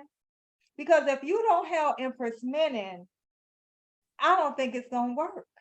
Personally, I don't, because I see her as my Jah X. I highly selected the first is my Jah, because, and then if you can't see Empress Menen as Ivine, then are you going to be able to identify the identity in me? Because I'm going to show you my identity. Are you going to tell me I'm a prophetess? Are you going to say to me, well, Jazana, there are no prophetesses in Rastafari? Are you going to say to my sisters who are priestesses in Rastafari, that they don't exist? So, I mean, I think that you really have to be able to bare your soul, so to speak, show that person who you are, and ask that person, can you handle me? Can you handle me when I grow? Because oftentimes that's one of the things that I found with my sistrins. They tell me, I grew. And especially if you marry an older man, you're going to keep growing. And you're not going to be that 16, 17, 18, 19, 20-year-old girl who didn't know much for very long, right? So You need to, all of those things are important. How do we even see Rastafari the same?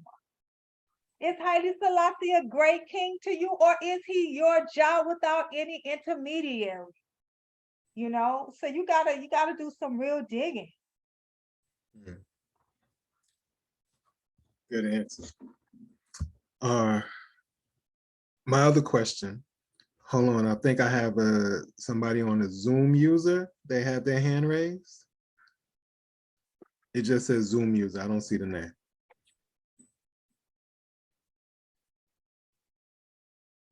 And Ross Elijah, can you put your hand down if you don't have another question? Give thanks. Could you unmute the Zoom user? Oh, do I have to, okay. Yeah.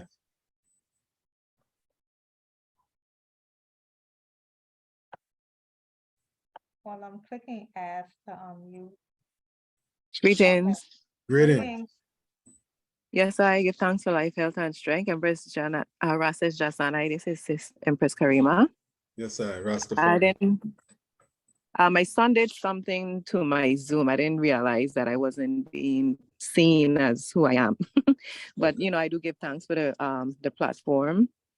I always, you know, give thanks for the high reasonment, Rases Jasana.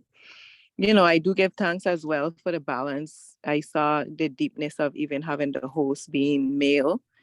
That is very significant to such a topic. And I did want to interject in a few things as we were reasoning earlier. We were mentioning polygamous relationships and the violet flame. And one of the main things that I always refer to is the fact that our Imperial Majesty Haile Selassie first in interview as well, when asked of, you know, him having a concubine and, you know, why he only, you know, see himself with, you know, Empress Menen, even in her passing into the other celestial realm, why he haven't taken on more wives and, you know, as such. Now, I've heard the honorable host mention that a lot of Rastafari men, and not, I mean, not to say it was only because he mentioned it, we know that's as a fact, that most Rastafari brethren in their mind frame comes with I think it comes from our biblical teachings as well, because we know the Rastafari teaching was based solely at first on biblical teachings besides the earthical and heretical teachings.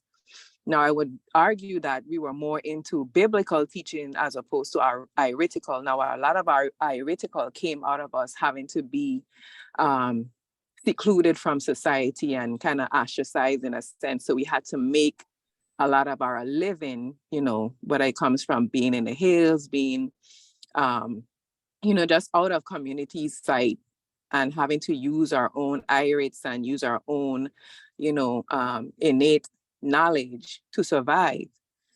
Now, one of the things like I said, was mentioned was being fruitful and multiplying. Now, I think we have kind of took that a little bit too literal when it comes to multiplying genetically and bringing forward youth biologically and labeling that only solely as being fruitful and multiplying. And I think that's part of why the mind frame came into the Rastafari brethren outside of slavery too, because I like to deal with the reality that even though we use the same Bible as the basis of our spiritual foundation, we all know as well that our oppressors have written a lot into the scripture. And although we might say, well, okay, it's been ancient teachings and ancient knowledge, that there's always been this teaching of multiple partners and, you know, 7-1 just stuck, I guess, because that's what was written in the scripture. Mm-hmm. But I feel personally that could never bring forward a violet flame. Because, I mean, if we look at science in itself, because science is what governs the world, regardless of what any man writes or woman writes, science governs. the world and the universe. And it mixing even paint. You can have an imbalance of paint mixture to come up with the same color. You would have variations because of the mixing of the paint being off balance or with it being balanced. The yin and yang, just like our greatest example, His Imperial Majesty and Her Imperial Majesty. I think the only way to come up with that violet flame is to have that highly anticipated union, mutual respect, mutual understanding, mutual love, mutual, yearning for building, growth, spirituality, education, most of all. That's the only way we could bring forward that violet flame. Now, I would partially disagree with the seasoning of a male and female to bring forward the violet flame, because I've observed even with my princess relationship, my princess is 20 years and she has met a younger brethren, not a younger brethren, a brethren that is young like her. He is about 23. And the mutual love and respect that I see that they have for each other. Yes, it could be like most relationships, you come together and a lot of times you could say that, we have come into it blindsided. We just want to feel loved. And because this person is attracted to us, then we attract to them. But they have such a special relationship. It makes me see how divine people could be when they come together with purpose, right? And this princess, as Ras mentioned about the astrological union and how significant it is when it comes to unions, is very important, because when it comes to my princess, that's one of the biggest things she's on. She's big on astronomy, astrology, and I would argue as well that that's how we governed our life, even in ancient times, before even, writing and scriptures. It was always, us using the sciences, the maths, the astrological teachings, knowing the times that we're living in. These are the things that governed us, so to speak. So to have multiple partners, I feel personally that was not our original way of living. And I have not seen it since I've been in Ethiopia and in Ethiopian studies, but I could be wrong. I haven't seen that type of living in Ethiopia as deep as I've seen it in many of the other African cultures and communities, especially in the indigenous aspects of Ethiopia. I would say that a lot of that teaching came in during the time of, rebellion and, when when they were fighting for Africa, and, most of our people were being killed, and, slavery in itself as well, being part of not only the biblical teaching, everything that was, whitewashed and we were brainwashed from. It teaches of the 7-1. And for me, I remember knowing that they use codes in their Bible as well, in the Bible. I saw the 7-1 as I'm growing and maturing as, their codes that they would always use, even with slave masters and stallions. Okay, was like part of, their plan to have 7 women pregnant by this one stallion. I could be wrong, but these are I use my irids as my guide a lot of times. And this is what I saw, even studying the balance of life and the balance of nature. And me, myself, being, with my king man from a young age, we go through a lot of things in order to grow and mature and, become, and we educate ourselves. And just like my princess, we have had purpose. When we came into the Livity, being part of the Bobo Ashanti Livity, some people like to use, some men, I should say, like to use this dogma of, being the head and, the fact that in the Rastafari Livity, except in the Bobo Shanti, Empress Menen was not really revered. But in the Livity of the Bobo Ashanti, she has always been revered. So for me, coming to it, my king man, I've seen us grow, the violet flame from a little flame into a huge flame, and we could be an example now because of us being able to hold that natural balance. So I just wanted to touch basically on that. And with the subject as well of the elder brethren and the younger sisters, I don't think that is fair. I don't think it's right. And again, I think it's advantageous, because yes, their brethren might have a lot more education than the younger ones, but this is where we are being challenged now as a people now today to make sure the Rastafari liberty is being taught. That's why I respect ones like Rases, just like Coach, I respect ones like Honorable Priest Isaac, ones who really come forward and teach the liberty so that young ones could understand the liberty and not fall into these same,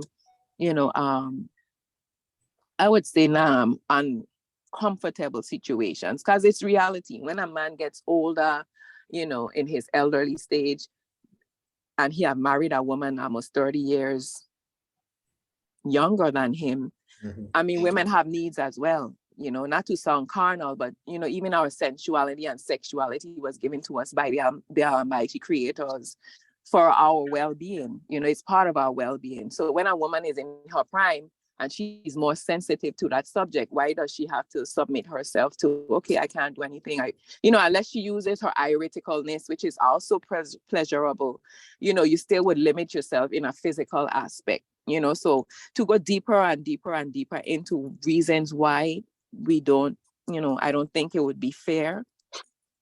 We'll keep a longer conversation, but I also think it's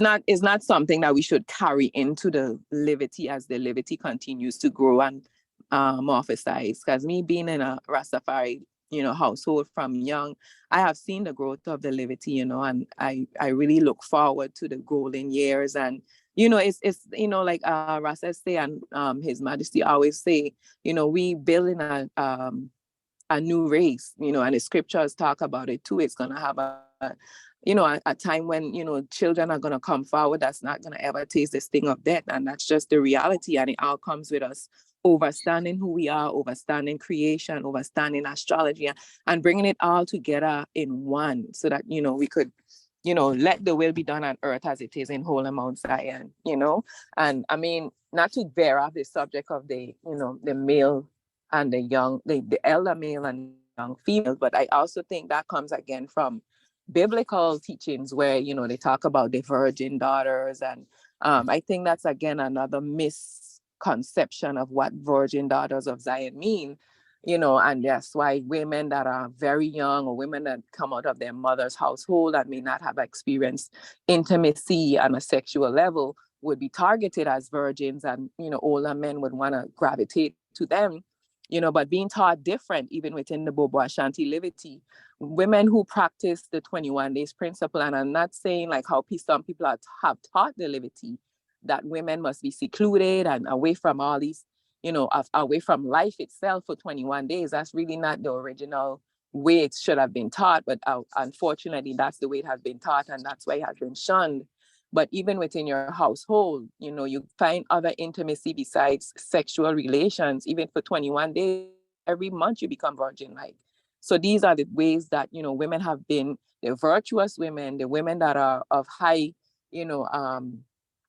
I would say stature within spirituality and understanding himself and practicing these things have been seen as virgin daughters of Zion from time innumerable, too numerous to mention, to be like way back in time. This ain't nothing new, but because of all the misconceptions, again, it goes back to us educating ourselves, edifying ourselves, and just building, this knowledge so that we could just lay a platform for youths that are coming now to have something more solid to build upon. I ain't gonna take up too much time because I know other ones might want a reason, but that's just a little small interjection that I wanted to share as well. Give thanks, sister. Give thanks for that reasoning and that interjection. It was right on point, just in terms of, because we're gonna get ready to seal it up. It's 9 o'clock now, and I would like Dr. Kush to seal it up in terms of when you talk about the new race and we talk about the violet flame. The first thing I would say, brethren, the first thing we have to do is acknowledge the blue fire. A lot of brethren are not even acknowledging the blue fire. And so it's going to be impossible for you to get that violet flame if you're not even dealing with the blue fire. You see what I'm saying? So, you know, I say that to say, I would like for the eye to, you know, to seal it up in a way that the eye can, and let ones know how we should be moving forward, or what you feel like the Rasta man and woman as a couple, as a divine couple, should be moving forward. Yes, I give thanks. I see a few hands raised though, so I don't want to ignore them. And then I will seal it up. So after we Okay. take, I think it's two. It's Culture and Ariel. Mhm, Yeah. mhm. So we'll All take right. So those. Culture. Let's go with Culture, and Okay. then You could go with the sister first, and then our man would lock up afterwards out of respect. Okay. So Ariel. Greetings.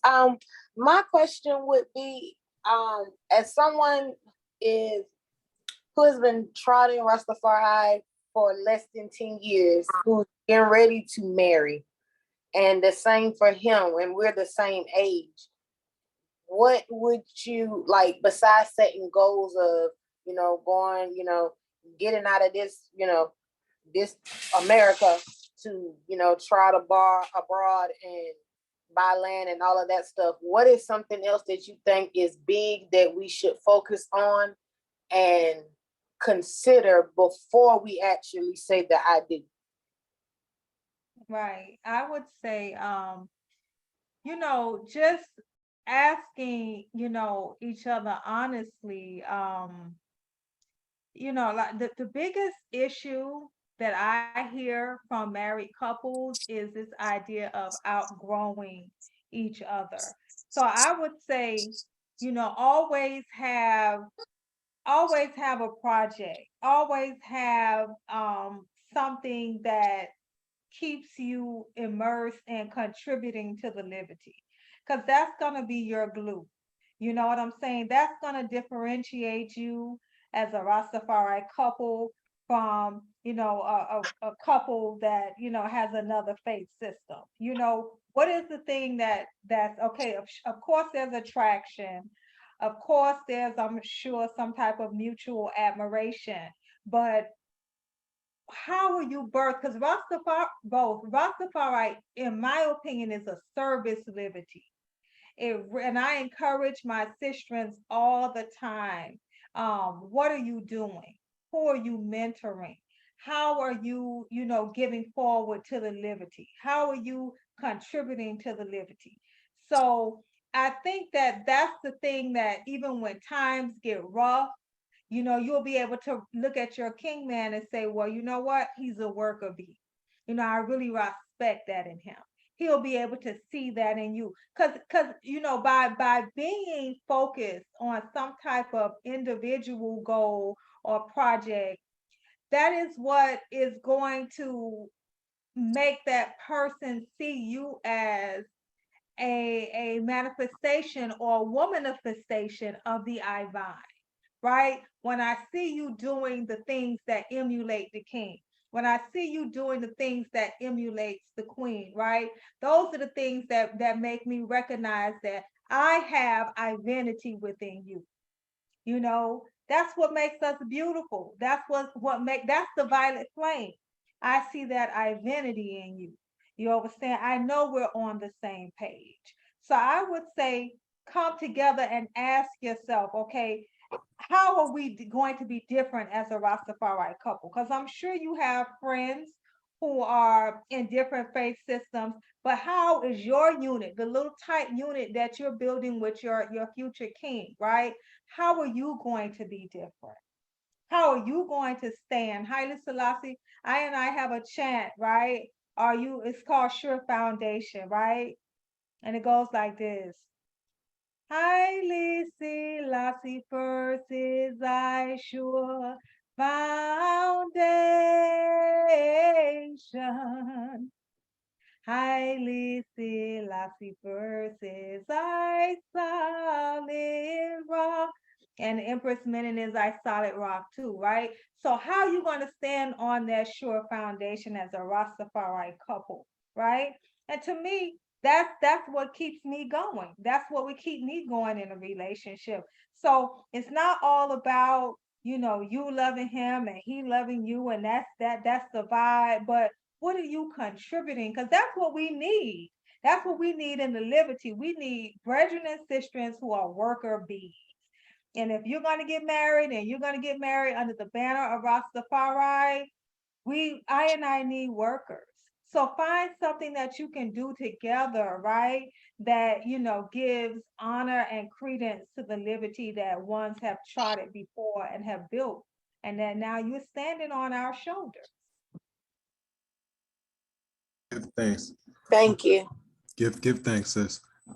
Just practically, I will also say, talk about finances, talk about mental health, talk about physical health as well, because you're gonna be growing old together.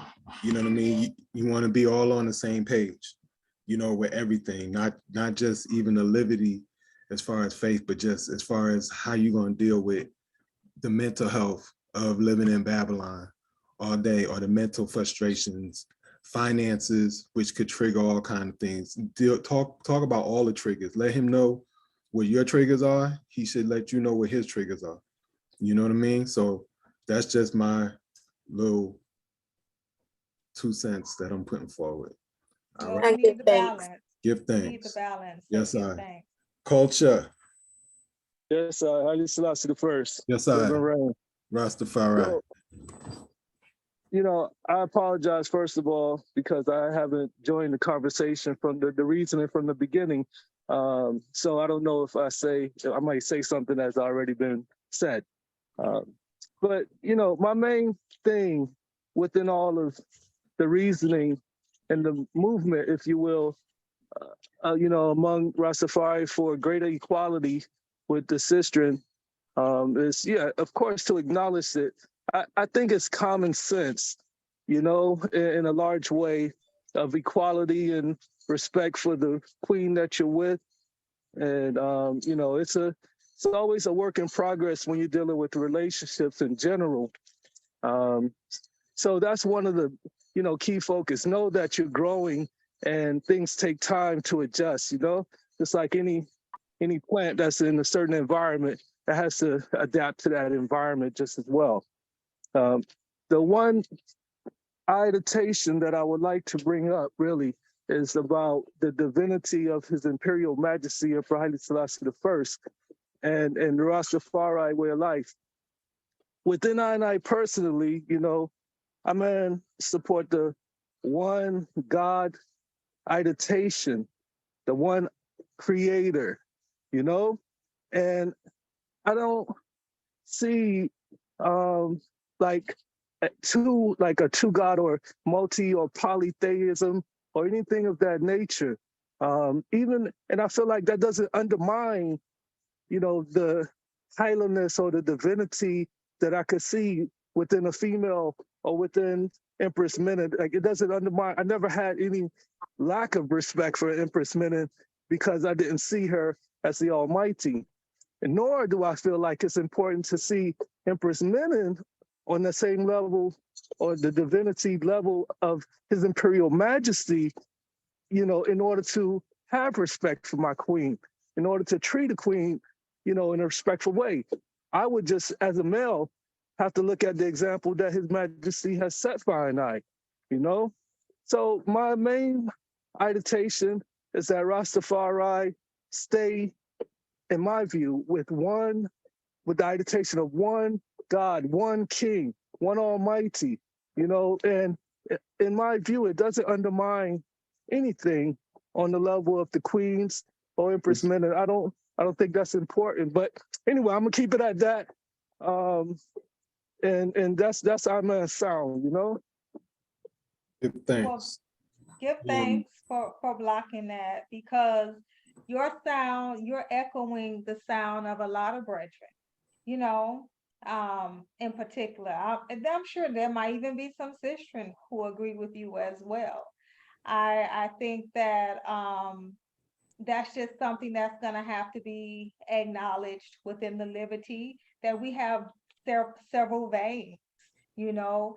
There are both brethren and sistren who are hailing Empress Menen as divine, and then there are brethren, and I'm sure a few sistren who, and that's just the way it is, you know.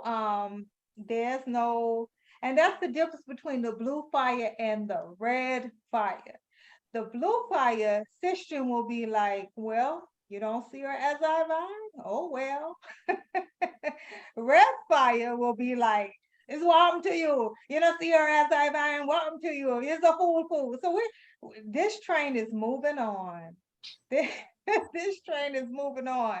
You know, one see it how they see it. That is the key difference, you know, because for those of I who view her as divine, I view her as divine primarily because she has revealed herself to us as divine. You understand? And we move according to that energy. We move, and many of the sistrins too and brethren have made the sound that the emperor, I know that the emperor is who led me to her identity, you know, straight up. The emperor did that, you know, so there's no quarrel here, you know. Our brethren and sistren who only cite Haile Selassie the first, we still love you. You know, I kind of, uh, I don't separate the two. See, that's why I could see Empress Menen as divine. You know what I'm saying? I don't separate the two. Like he was saying, like, you know, there's it's almost like they're separating, and I never seen them separate. I don't separate the two. So that's why I cite Haile Selassie as divine, and Haile Selassie is the one that introduced I to Empress Menen.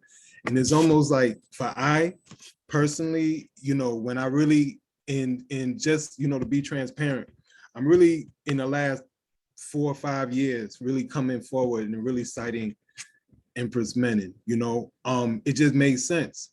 You know, a king is not going to be with somebody that's not a queen. It only makes sense. Kings are gonna go with queens. You know what I'm saying? Just like a god is only gonna go with a goddess. I don't see a god being with a queen, you know? So for I never saw them as separate. You know what I mean? At one point I did, but now as I evolve, as I grow, as I learn, you know, I see them as one. So, you know, I have that type of balance. So I give thanks. You know what I'm saying? I give thanks. But then I still go to Bingi and I still deal with my brethren who don't necessarily cite Empress Menen, but they have a grave respect for Empress Menen because they cite Empress Menen as Haile Selassie's wife or consort or queen. So, you know, as long as there's no disrespect, we good. We good. Give thanks, Dr. Kush. I think there is one more phone call and then we're going to go ahead and seal it up because we're about 15 minutes over the time. No, there is no more phone call. There's no more questions. So Dr. Kush, please. Well, seal it up for us. I was gonna say I forgot the question.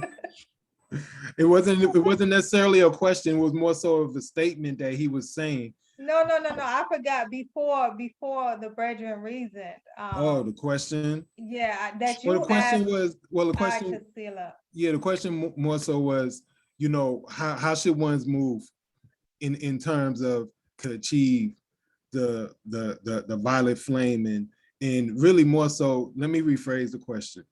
How should we be raising our young people? How should we be raising, what should we be telling our young men, that 13-year-old Rasta boy and that 13-year-old Rasta girl? What should we be saying to them? Well, I As they think that going through puberty and they're about to, you know. right. I think that what we need rites of passages within Rastafari. I've been asking my sistren in particular to help me to help I develop a Rastafari rites of passage for our princesses so that they could understand the difference between femininity and sexuality in a highly sexualized society. I ask that our brethren do the same, you know, and I think that that's important so that they see the value in themselves, right? And that they are able to see the value in their mirrored reflection, you know. So you know, and I think that in our households, they need to see more love, you know, they need to see more compassion so that, you know, and respect, right, for the other gender, so that when they go out into the world and they do marry a man, he knows how to treat, you know, his queen, because he's seeing how his father has treated his mother. They see that the woman, the young girl, knows how to be a balance in the life of her future king, because she's seeing her mother take on that role, you know. So I think between the rites of passage and just being, you know, emulating, because you know, one of the most hurtful things is to hear a young Rastafari sister say to me, I don't want to marry a Rasta man because I don't want to marry somebody like my father. That's crazy. You understand? And so we don't want that anymore. You know, we're looking to we in order to become the new race, we really and truly have to, you know, show a better example for our children. Somebody posted on WhatsApp today. They had ISIS in Jamaica, and the ISIS at Pitfall, I think, sealed up either I think first night. And for the first time in my life, I saw a Rasta man and his queen at Bingy holding hands and chanting. You know, I mean, that would have been unheard of. You know what I'm saying? You know, you go, your sister's on one side, the brethren's on, but this couple came together. And I remember I was working out on my treadmill, right? Trying to get it in. Anyway. And I remember looking at that and saying, that's the violet flame in action. You know, a couple who comes together, who comes to Isis together, holding hands and just not afraid to show their love coupled with their spirituality. I thought that was absolutely remarkable. And that's, you know, we need to see examples of us, you know, as a people showing that type of love and tenderness and compassion for one another. You know, I need more of that, you know. So yeah, so that's what I would encourage ones to do. I would say, you know, go within, meditate together. You understand, do yoga together. You know, take time to do self-care together. All of these things that harness that inside energy, you know, where we can kind of cut off the outside world and we can go in, have your Sabbath practices together. If you're into the Shekinah, like that's deep, that whole Shekinah and the Sabbath thing, because it's spiritual. It's where that feminine divine comes and she ascends on the couple at 12 o'clock at midnight, where they're being together, coupling, and it gets, you know, kind of deep. But yeah, have Sabbath together. You know, there are a lot of practices we could incorporate in order to unify the way that we need to. And remember that our backs are back to back in the Gideon, not because I'm talking this love stuff and this violet flame. And I don't have a copy of, oh, hold up. I have a copy of my latest book, which is uh, which is this book, right? Which is Between the Fire and Ice. And this is really what I call my first Violet Flame novel, right? Of a couple, you know, showing that energy together, right? Of individuals that are trying to become members of a new race through overstanding who they are and overstanding the challenges that they have to go through. Okay, so I'm writing about it, we're talking about it. And if you're interested, let me also put in a plug for my nonprofit. It's Lalabella Institute. And that is, you can find me, look up lalabellainstitute.org, lalabellainstitute.com. I have my 3 books that I've written. I'm writing my 4th book right now. Also, if you haven't attended, or if you're a male on here and you have a queen and she hasn't attended the Empress Menen Oscar Blue Fire Leadership Retreat, I host these retreats where women tap into their blue fires, right? They build themselves, their leadership skills, their spirituality, right? And we work together, we synergize. They take that back to their families. They take that energy back to their communities, right? So there's a lot of work. This year, the next I Treat will be March 28th through the 31st. It'll be 4 days, 3 days. It'll be exciting as usual. And the flyer will be coming out. So look out. If you don't already have me on Instagram, because that's where I'll be posting the flyer for the upcoming I Treat. And yeah, in the future, we're going to host a Red Fire I Treat. I'm trying to get some brethren to come together, because when we're talking about building those rites of passage, right? It's going to come from these groups. It's going to come from the women who come to the I Treat, who realize we're Rastafari women. We're getting older. We have daughters. Who do we want them to become? What kind of lionesses do we want them to become? Same thing for the brethren. And then, of course, ultimately, we want to have a couples retreat. We want to see that violet flame retreat where ones come together. And it's all about building community, right? So on Instagram, lalabella.institute. On Facebook, Jazani Kush, Jahzani Kush. And that's where you'll find all of the information. And for brethren, if you don't have a queen, that's all right. Just meditate, focus, bring her forward. She's coming, but you be ready for her. Don't come half stepping, especially if you don't have one now. That means you have time to think about how you want your energy to be, right? So meditate on that, but definitely follow and support the work if you can, any way that you can. Lalabella Institute was once an online entity, but now we have a physical building, a building that I own. Nobody can take it away. Nobody can say your rent is raised, but I do need support because it is a physical entity. So support any way you can. Give thanks and Rastafari. Blessings, brethren. Give thanks. Give thanks, ones and ones, for coming forward. And we look forward to the next Zoom conference and all of the works that the eye has coming forward in the future. Rastafari. Rastafari. Bless. Rastafari.